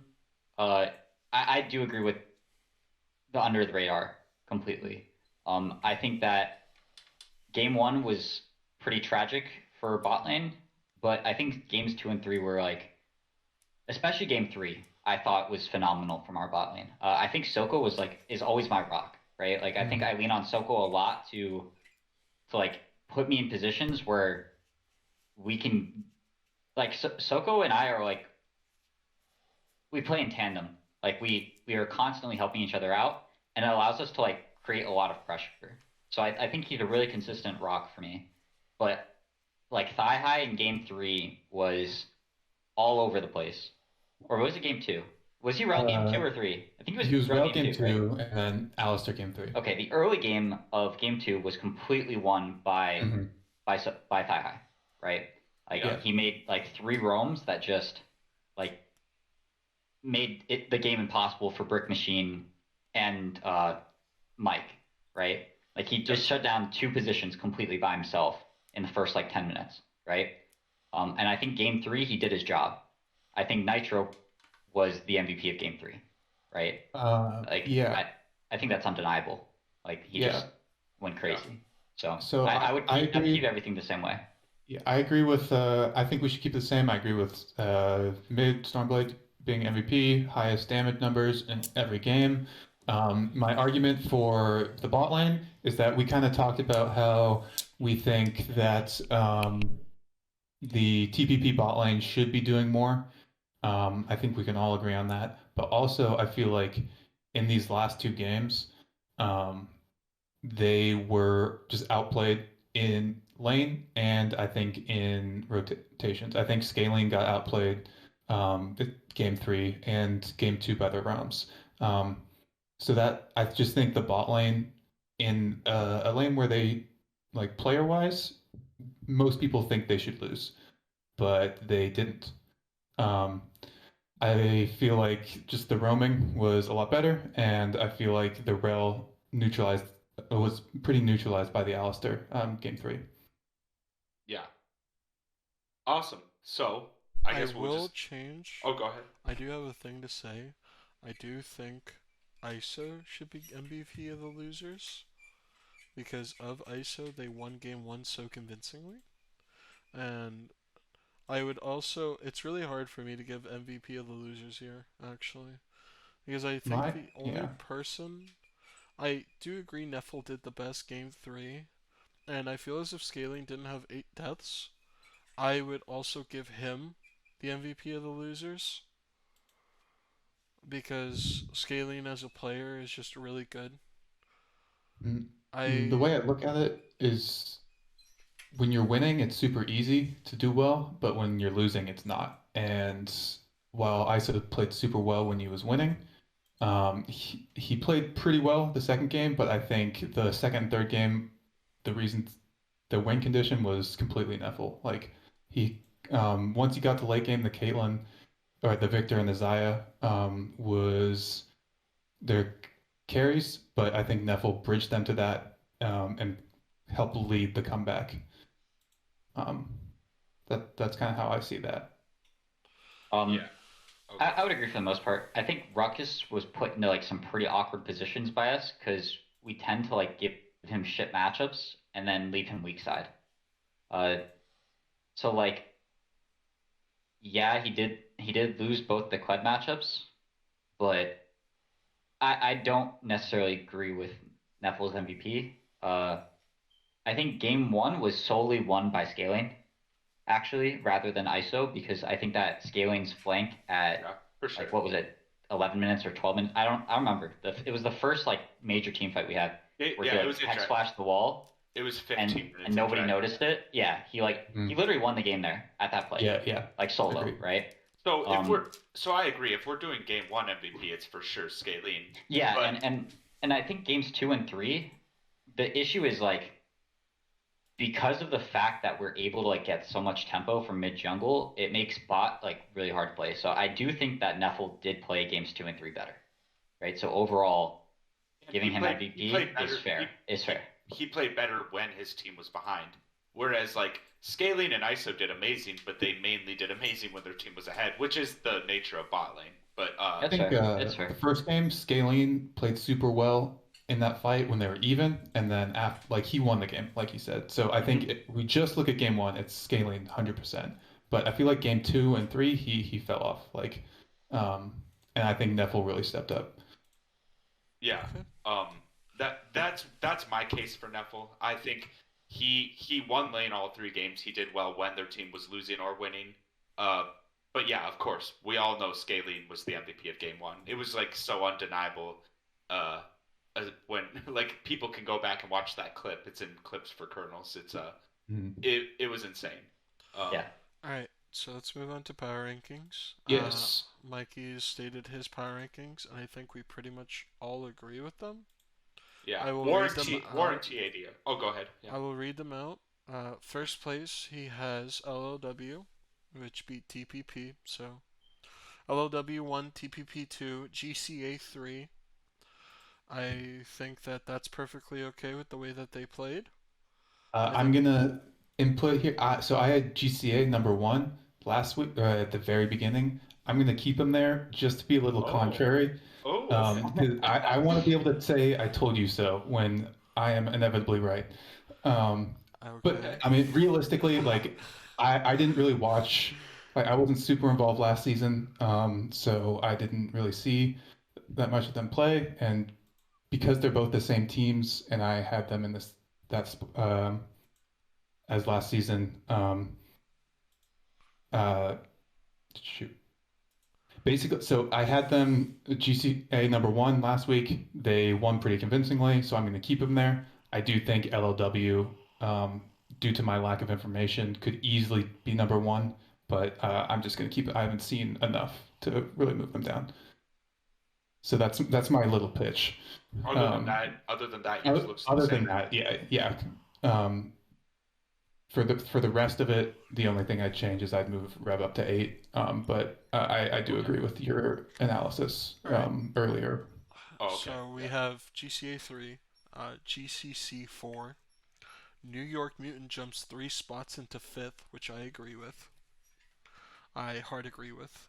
Number 6 Hmm. is the American Dream. They didn't play, so they get to live off the bye week, really. And they could be switched with War at this point. We'll talk about that in a second.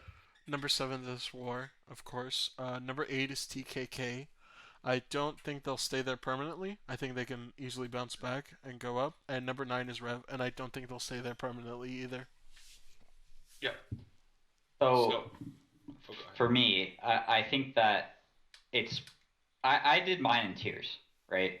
I have 1 and 2 as LWTPP, and I think that's its own tier. Like I think those spots are not really contestable by any of the other teams, just based on what I've seen.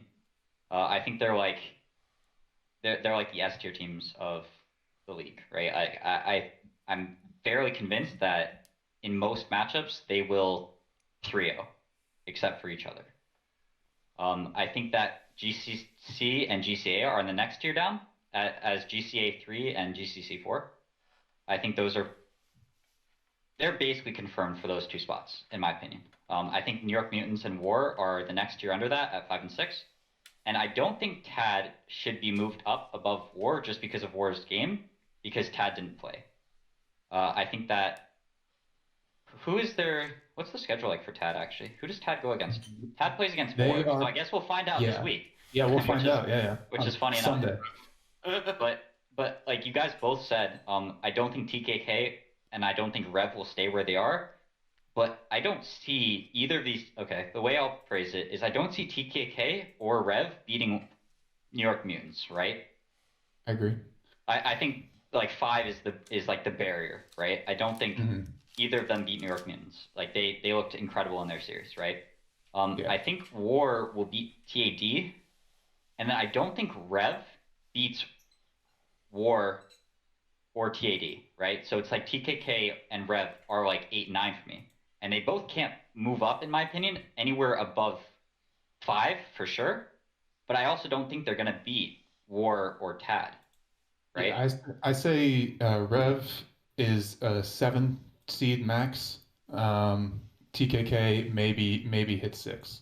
Um, but I do think the top 5, as you've put, are pretty set, and I think it's just a scramble for the rest of them to make Scramble for decision. 6th, basically, is the Yeah, way I see it. yeah. Yeah. The last playoff spot.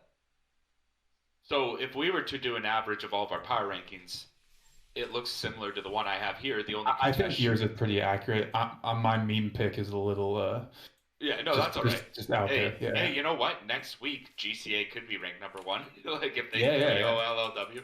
But So That's oh true. yeah, we'll find out this week too. Dude, That's true. this week decides power Thursday, ranking bets. tomorrow. yeah, So I think the only thing that's a little bit inaccurate about my power ranking is if we keep 6 and 7 where we are, or if we switch them. Other than Mm. that, I think it's pretty accurate. Alright. Do you, Yeah. Piggybacking on the GCA versus LLW matchup of the week. I'm sorry, it's been an hour and a half. I have to go make dinner. I'm gonna. Oh yeah, go Oh, for it. yeah. Let's rush through this. Matchup of the week. I have the obvious one, which is the championship rematch, LLW versus GCA, And under the radar series of the week, I have War versus TAD, and by which I jokingly said is the second biggest rivalry, but obviously I just think it's a good matchup. What do you guys think? I think that those are both good choices. I think that the War and TAD matches will give our initial determinations of the sixth place team that will go into playoffs. That's my analysis of that match. Yeah. I think the GCA LLW one will be very interesting because I think that GCA is super chaotic with their roster right now. I think that early in the season, the fact that they can switch around players will be good for them, right? The fact that they can put their 999 forever in any position is good early in the season, but as teams start to like figure out that and they don't have a consistent game plan to go in with, it will like cause them to struggle against teams that have more time to just work out what they're trying to do rather than work on what position they're trying to play, right? Yeah. That's my spiel. I would also like to mention something. I feel bad for Rev because Rev, I feel, got the short end of the stick. So Rev week 1 faced GCC. Rev week 2 faces TPP. Rev week 3 faces LLW, and Rev week 4 versus GCA. So they have to go against the top 4 like consensual teams in the power ranking the first 4 weeks, which really I feel like hurts their chances of like showing that they can beat these other teams because it'll happen so late in the season, like week 5. It'll be a Rev bye, and then week 6 they play versus War, and that's already a month from now. The way I see it is if they can resist the tilt, then I think they have a good shot of taking some games. If they succumb, then I think they're stuck. Yeah, that's a really tough schedule. Those are the top 4 teams right away. I agree. I also wanted to mention another matchup that I'm looking forward to in week 3. It's GCA versus New York. I feel like that will also help us determine who's like really the 4th best team. Yeah. Mm-hmm. That is true. That is true. So we all basically agree on the series of the weekend under the radar series of the week. Yeah. Yep. So, okay, what's next? Questions. Now I get to ask you guys some quick questions. We could do it fast just because we're over on time, and then SpiritTracks, if you have any questions, obviously feel free. I'm gonna skip this one. I don't have a whole lot. Okay. So perfect. This is just you, yeah. All right. Question number 1. This is for Nitro and Stormblade because we rarely, we have 2 people on the podcast that are on the same team, so obviously questions are going to be about LLW. Sorry, everyone listening who hates LLW. Sure, there's a crowd. Yeah, I'm a part of it. No, I'm kidding. I'm not. I do make a lot of memes, but I try to stay as unbiased as possible. So, question number 1. Your team is currently ranked number 1, obviously, but do you truly feel like you're a number 1 team? Bonus question. Are you confident that your team will not drop a series this split, and be honest? So go ahead and answer that however you want. Nitro, you can go first. Okay. So confidently number 1 team, if we play completely standard and things that we're comfortable with, yes. I think the only team that gives us a real run for our money right now is TPP. And do I think we'll drop a series? Yes, because we randomly lose games sometimes. Because we all make mental mistakes, mini mistakes in the games, and we make it mid to late game. That allows us to not close out games efficiently sometimes. And we're working on that, but we will randomly lose a series. Yes, I agree that we will just rando lose a series, and then it will just be used against us for the rest of the season. It'll be against the worst team too. No, I'm kidding. So, I remember the second part of your question. What was the first part again? Okay. Do we feel as if we're a number 1 team? Yeah. Do we feel? Okay. So I do think that in terms of standings, we're not first, but in terms of seeding, I do believe we should be first. And the reason for that is, I think that it's just based on last season. Like, we didn't switch our roster at all, and we were still first place, right? I think that it's pretty clear that we're the best team, like in general, like I'm not talking about individual players or positions, right? I think we have the best teamwork. Like we set up really well, we understand objective control really well, and our game pace is really nice and controlled, right? We don't ever when we lose games, it's not because of us doing something super dumb. It's the other team doing something really well, right? Like for example, game one, the rel flank, right? Like that was just an insane play. Like there's a good chance just based on like the way the game was going with like jungle, we probably would have lost, but we would have been able to hold out a lot longer, right? The reason I think we won't drop a series is because I think we have a good attitude about the game. Like I think that most people on our team have like very low egos. We're willing to like take constructive criticism really well, and we try new things. When we've been scrimming a lot over these last couple weeks, and we found that a lot of teams have a very similar draft style and never experiment. And that's one of the reasons we dropped scrims a lot, is because we already know we're really good at standard. So what happens when we find a team that is really resistant to standard, right? Like what do we do against them? Like what if we can't get advantages in certain areas, right? So we test a lot of stuff. Like we'll like test Pantheon Talia, or we'll like run random games, right? And we'll just do random stuff. And then we'll lose, and then we understand. Like we're constantly trying to learn what our issues are, where I think a lot of teams just play what they're good at and default to that. Like they use their champs and their draft to like band-aid a lot of their mistakes that they have, like a lot of the issues they have, rather than us where we're trying to like constantly improve the team. It feels like a lot of people are just very stagnant in the way they look at their team.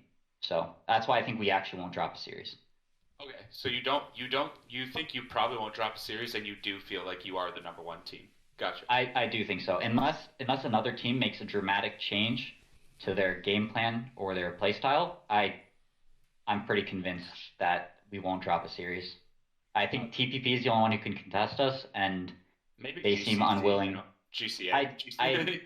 So I think GCC beat us in scrims only because they had Spanaway as their fill mid laner. Leona mid. Unironically, yes. Like yeah, I agree. I think that I don't know. I have not played against Eris before, but I think that based on the champ pool I've seen out of him or her, I think that mid will just, it will be a rerun of your last series, but every other lane will be doing. I don't know. I'm trying not to flame. No, I think that fine. Soko and I will run over your mid jungle only because you don't have a Leona mid. Mm-hmm. Is essentially what I'm thinking, and that's not directed flame or anything. That's just like I think Wyke is a solid mid laner, but he is also the second best mid laner, and everybody below him is just going to end up in a worse position than he did. Ooh, right? I'd contest 999 Forever is at least tied with him, but the thing is, I think 999 Forever plays. Mid, though. Like he hasn't been playing mid, and I also think his mid pool is really supportive. Like I think if this mid pool was scary, like Yone, Yasuo, like hyper aggressive mids that roam and stuff, I would totally understand that. But in the series that we watched, in the scrims that we watched, he was playing like Set, he was playing like Galio, like that's just supporting the people on his team. Like some Echo and Solo Q, yeah. Right, like even the Echo and like Echo is a great scaling pick, but if you don't have like a really strong jungler to facilitate that, to like skirmish with, like we're just gonna pick early game stuff. Like I'll just play Pantheon and Echo, and then what does he do?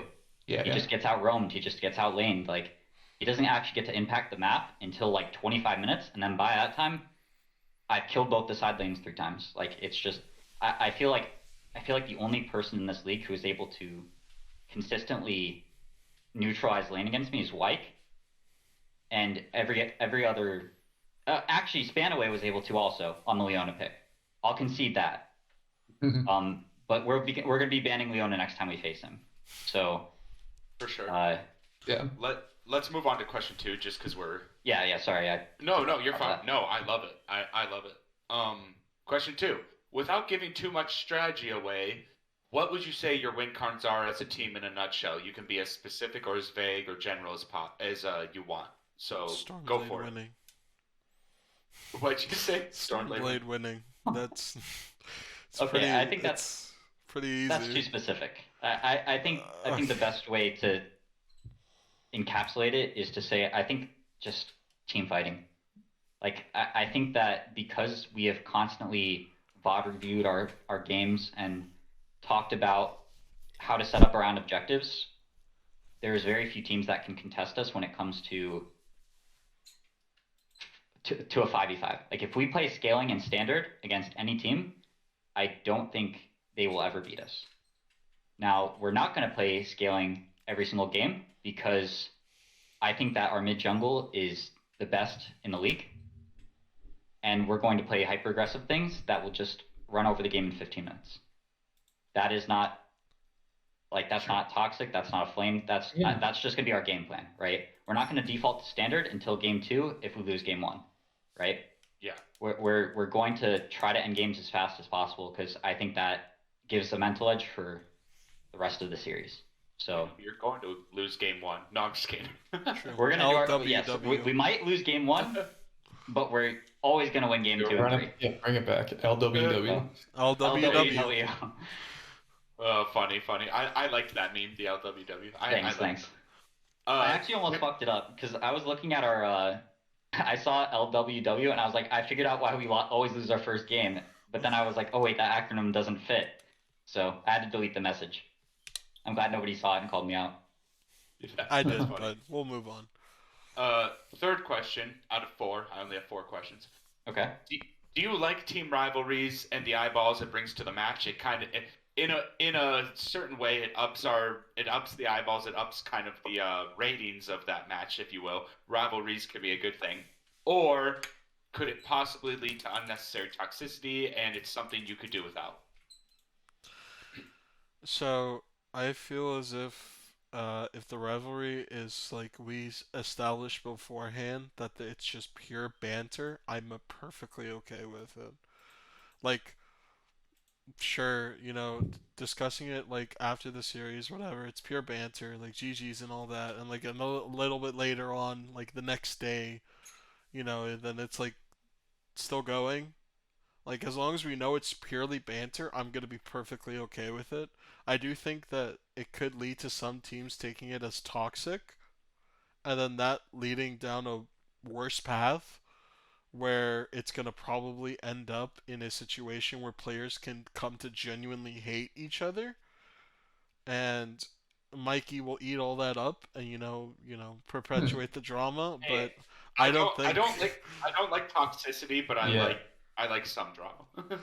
And it's like I just like Scalene and Thigh High, like they've always been like at each other in trash talk whenever it happens, and it's really entertaining sometimes. But sometimes I kind of just get tired of it, and I just want to like go to sleep, not be like pinged randomly in the middle of the day when I'm doing something important as well. But I will let my mid laner take over. That's how I feel. I think for the most part, the banter has been okay.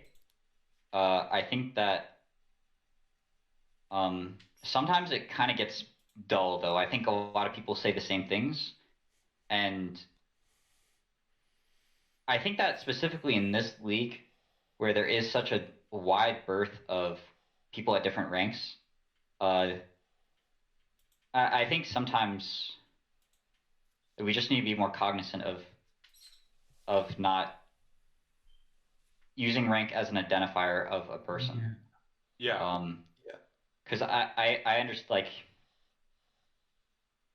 like everybody has their own things going on. Like some people can't devote time to, like for example, right? Like what White said earlier in discussion today, where he was like 300 more games till he masters. Yeah, that stung, right? Like I know I'm hard stuck, right? It fucking sucks, right? But that's not where I'm good at the game, right? Like I don't consider myself a good solo queue player. I've played in like UAL, I've played in COL, like all this stuff where I've played against like Masters GM mids, and in team play, I hold my own, and if not beat some of them. Like I was playing Clash a couple weeks ago. I was playing against a challenger mid, like he was a Nivea one trick or whatever, and I played Syndra into him, and I gapped him in lane. It was like 25 CS up, and I can win stuff like that, but I can't climb solo queue, and I've been struggling with this a lot, like mentally, right? So like that got me thinking. I was like, why does that affect me so much? I know it's just banter, but like I realized it's because like not everybody banters the same way. Like who was it today who started trash talking? It was like Ward versus TDA. Is that what you set up today? Tad, yeah, Tad. Yeah, I think somebody was like, you're bad, get wrecked or something, and that was their version of trash talk, right? Like it was like, to me that was like fucking hilarious, because it's like stuff like that is like what Doublelift used to do, right? Like he's like, everybody's trash, right? It wasn't like personal, it didn't feel personal. Like you could be like for me it'd be if I was like, oh yeah, Wyke is trash, and that's all I said, right? Like that, to me, like I would understand that's like banter, right? And I think that's hilarious. I think like more teams should get on that bandwagon, because I think that banter like that is really good for the league, because it just, like, more people who are talking is more people who are like invested, right? Yeah, which is why I like. I'm sorry to cut you off. That's why I love young Trendsetter, because there's a few people who are like, oh, he's so full of himself, he's so egotistical. He's got ego, but it's for the show. I'm like, no, he's playing a game. Have you never watched like WWE, or like what are those shows, like shows that have a script? I don't know, like The Bachelor. Wait, WWE scripted? Yeah, or like The Bachelor. The Bachelor has a script. Have you never seen these shows? Like, there's characters. Yeah, like, it's entertaining. That's why there's a heel in wrestling, right? Yeah, no, like, he's a heel. He's a heel, right? And he's playing the heel well. And I love heels, by the way. It's funny. I love them. It's funny. And everyone's like, young Trendsetter's so annoying. I'm like, no, you don't understand what he's doing. He's playing a role. He's not like a part of him does believe he's the best player in ELU, for sure. Maybe like 10% of him believes that. But 90% of him's playing a role, and he's trying to be entertaining. Yeah, and I love it. I think it's good. I agree. I eat it up. I eat it up for breakfast. But I think that we also need to like understand, like, I think stuff like that, we're saying like I think it's better to like put yourself, like, pretend to have an ego rather than putting other people down. Like, I think the majority of banter and trash talk should be like, I'm the fucking best, rather than like, like, for example, like, as much as I think I really like playing with Scaling, and I really like his commentary, and I think he casts well, and he's got a great mind about the game, and obviously I respect his rank. But when we were playing the other night, and so they typed in game one, like, all this, like, quip it, synapse stuff, right? And that's banter. Yeah. Like, it's funny, right? But then in game 3 or game 2, we literally word for word just repeated what they said. And he said something like, that's why you're gold, or like, stay gold hard stuck. Like, that to me is just like, you don't need to. Yeah. You don't need to do that. Like, that doesn't seem like trash talk. That's just like personal. Yeah, like you're salty. Like, nobody thinks that's funny, honestly. Yeah. Like I'm not even trying. Like, if I saw this in any game, I would think the same way, right? That's not trash talk. That's like, for someone to say you're all trash, I'm the best player in this league, that's funny. Like, yeah, for me if you went the opposite direction. For me to say you're all ugly, I'm the most handsome player in the league, I don't actually think I'm the most handsome. I don't actually think I'm the most handsome player in ELU. Yeah, it's become like a funny thing, right? Yeah. And ISO, I see what you're saying. That's why I didn't call you out ISO. I know yours was pure. Like, I'm not flaming anybody. I'm just saying, like, our trash talk needs to be like, the second best ADC thing was funny. Like nobody was upset about that. I just think that's the type of banter we need to have. Like, saying you're good, like saying that you're better than, like, for me, I could be like, when I say like, I'm the best mid in the league, right? Like, part of it's ego, but part of it is like, it's a challenge, right? Yeah. Like, Wyke has solo killed me before. He has literally a clip of it, right? Yeah. Like, and if he can wave that in my face, like, I'm fine with that, because it just creates drama, right? But if he was like for example, the 300 games till your masters, right, is like from an onlooker's perspective, that's just the, oh, you're hard stuck line, right? It's not like I'm better than you. It's just you're hard stuck, right? Well, first of all, that's not really even an insult. If you can reach masters at all, it doesn't matter how many games. Who knows if I will? Honestly, I'm hard stuck, right? Like, I admit it.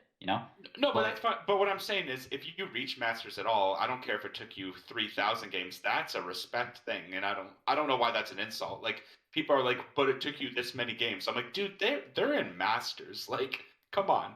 Like, Yeah, I don't know. so I think that like in general, more trash talk and banter is good in the league, but the trash talk should be about the person having an ego.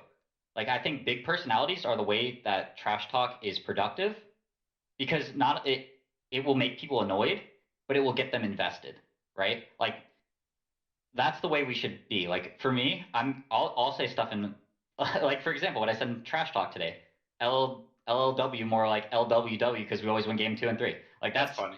Yeah, that's funny. That's funny banter, right? That's like Well, right, do you like stuff remember? like that Do you, is oh, how I oh, think people should go in that direction. do you That's my remember piece. Do you remember Scuff League? Of course. People were like, so this is why I appreciate Young Trendsetter, because I was the Young Trendsetter of Scuff League. I would come in and trash talk every team.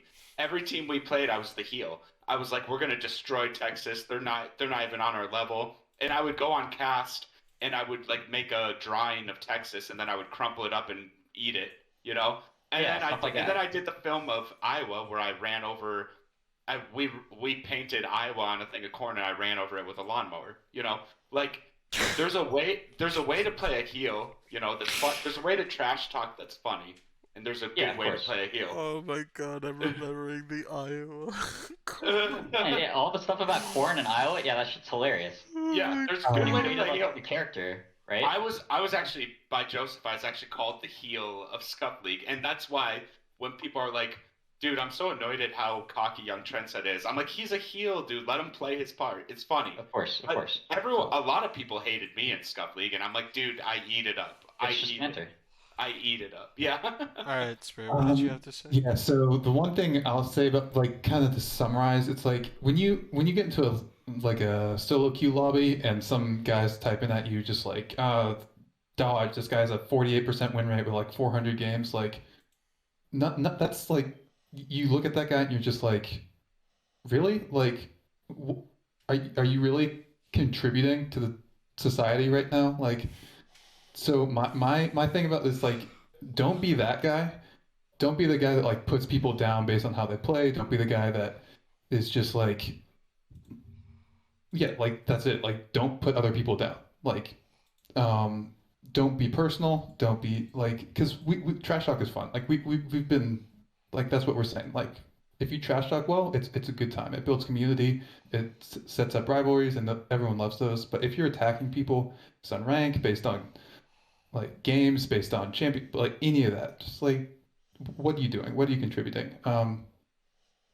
Yeah, like come on, like no one likes the flamer. Like Yeah. don't Yeah. I don't think the flame. perfect example of trash talk is actually the meme you put in trash talk after you beat us in scrims. Oh yeah, I love that one. That's perfect. Like memes like that shit's funny, you know, and it gets Mhm. everybody. So I think that's enough on that point, though. Like it is. We're almost 2 hours in. Let's Yeah. get to Yeah. question 4. So Okay, I want question to say four. one Oh, go last ahead. thing. One last Go thing. ahead. Mini Yeah. Soko, you had a really funny trash talk comment. I gotta give you credit. It seems though as wardens aren't warden. Really? Like that? That was such a dumb joke, but it worked out because the play worked out so well with your Tom Kench. Okay, question 4. Okay, question 4, real quick. Uh, what are your expectations for your game versus GCA? There are major signs that this team has improved since last year. Additionally, what would be your matchup of this series? So I would say mid lane for the matchup of the series, but you guys go ahead. Mid lane. Yeah. Oh, you want to go first again, Nitro? Sure. Mid Okay. lane. I do expect it to be a lot better than it was in finals because we all remember those finals. They were not very close at all. Yeah. That was a 3-game stomp. But the team was very good. The team last year, if we take out the finals, like let's just say the finals never happened. GCA was so good, like the whole time, you know? So I don't know. It's difficult. It is difficult. But So but you can't ignore the finals because they did happen. yeah. I'm expecting us to win versus GCA only because I think our identity is a lot more fleshed out.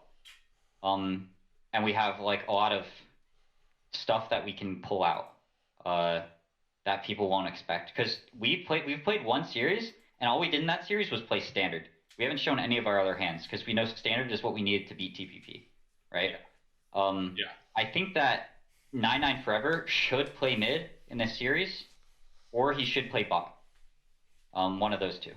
Because I think that he needs to put himself in a position where he can make as big of an impact as possible.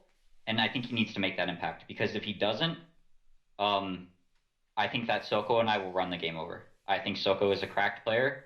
I think that we have great jungle mid synergy. And I think if I'm allowed to get kills and to push in, I'm going to roam bot. My bot lane's going to get ahead. And What the Nitro hell is just going to do damage. That's what he does. That's what he does best. Like, we give him some resources, and he just plays like an ADC. He's like Reckless of the fucking ELU, right? Yeah. He scales and does damage. Yeah, for sure. I wouldn't say Reckless of the EL. Sorry, one of my empty candles just like magically fell on the floor as I'm sitting down, so I think I'm being haunted here. By my stomach. Haunted. You're haunted by the ghost of TPP, or that. So is there a roster confirmed? Like, is it going to be Mudkip, ADC, and Spanaway support? That's what they gave us, but they also said like the positions may swap. So Okay, for now, I think that's a solid. That's the main, yeah. I think that's a solid bot lane if they stick to it. I want them to stick to a roster because I think that if they keep flip-flopping things, people are going to get lost. Like, I think Spanaway, like, you guys weren't watching the scrims, right? We were testing different comps versus GCC, right? Yeah. And they put Spanaway on, what was it game one? I don't remember. Lissandra, right? So in game one he played Lissandra. Game two he played Lissandra, and there were some matchups where he just couldn't lane, right? Specifically the Syndra matchup, right? Which is a tough matchup for Lissandra, and the gap showed, right?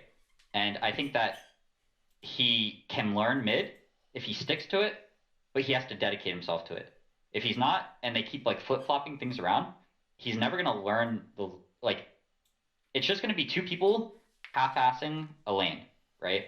Is the way I look at it. Like 99 Forever is got a big enough lead on every other person in the position he's playing that he can lane better than them, right? But yeah, against other teams, like I think against TPP and against us, if they don't have like a solid identity and they don't have a solid game plan, the small leads that they get in the lanes where they're gapped are not going to be enough to outdo the fact that like TPP has insane dive comps, right?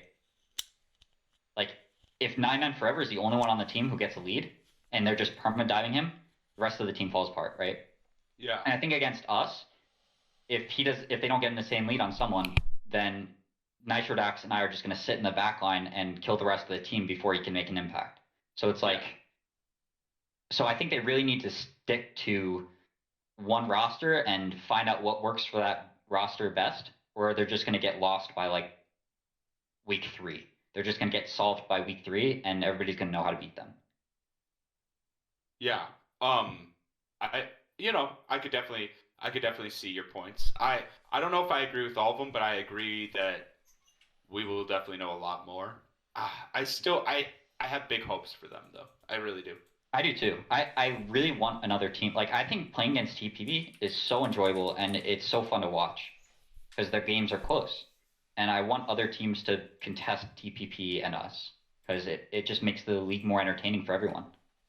Yeah. I think this league is the reason I actually think this is legitimately like one of the most entertaining semi-pro or amateur or however you want to put it leagues. It's because all the teams are actually pretty close, which you usually don't get. I think I hate to toot the horn of the directors because I'm one of them.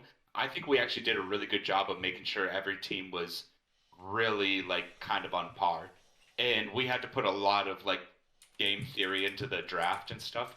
But I think we did a pretty good job. I think every team, there's obviously the top like 4 teams, the top 2 to 4 teams, but I think every team is kind of on par, and I do think every team will start taking games off each other. So I'm excited for that. I think we should probably skip the pro play corner because we're already so late into the podcast. So we'll Three things to go. say. Okay. NA copium. Any copium. Rip No all opium. rip all chat. It's not really pro play, but that's a change. And then $11 million base race. $11 million Great. base race. I second all of that. Okay, so that was episode 2 of the Scuttle Crabbers. We'll probably make a better name later on, or may just keep it. You know. Should switch it every single week, you know. Yeah, the honey fruit enjoyers, the cool down, the Scuttle Crabbers. You know, we'll decide. Yes. So, thank you for watching this 2-hour long podcast. Hope it tickles your brain a fancy way that you listen for 30 minutes and then realize that it's Storm commentating with me and we're both taking too long, so you just quit the podcast midway through. Chill. Right now, we're going to do the brand new, Protect the President? Yes. Protect the president. I am super excited. Yeah. This should be fun. It's going to come up in about 5 minutes. They're also going to stream it, so if you want, you can come and watch the ELU allowed to be legally trolling in the games. So, yeah. Yes. So, we are going to do 2 games because we have full lobbies. So, yes, we're going to do Protect the President right now. I'm really excited. Okay. Fun. Any final thoughts? Fun podcast. Thanks for having me, guys. Of course. For sure. Okay. Excited for week 2. Very excited. Very good games. Okay, we'll see you here on Thursday for the very first game of week 2, GCA versus LLW. See you there. Be a banger.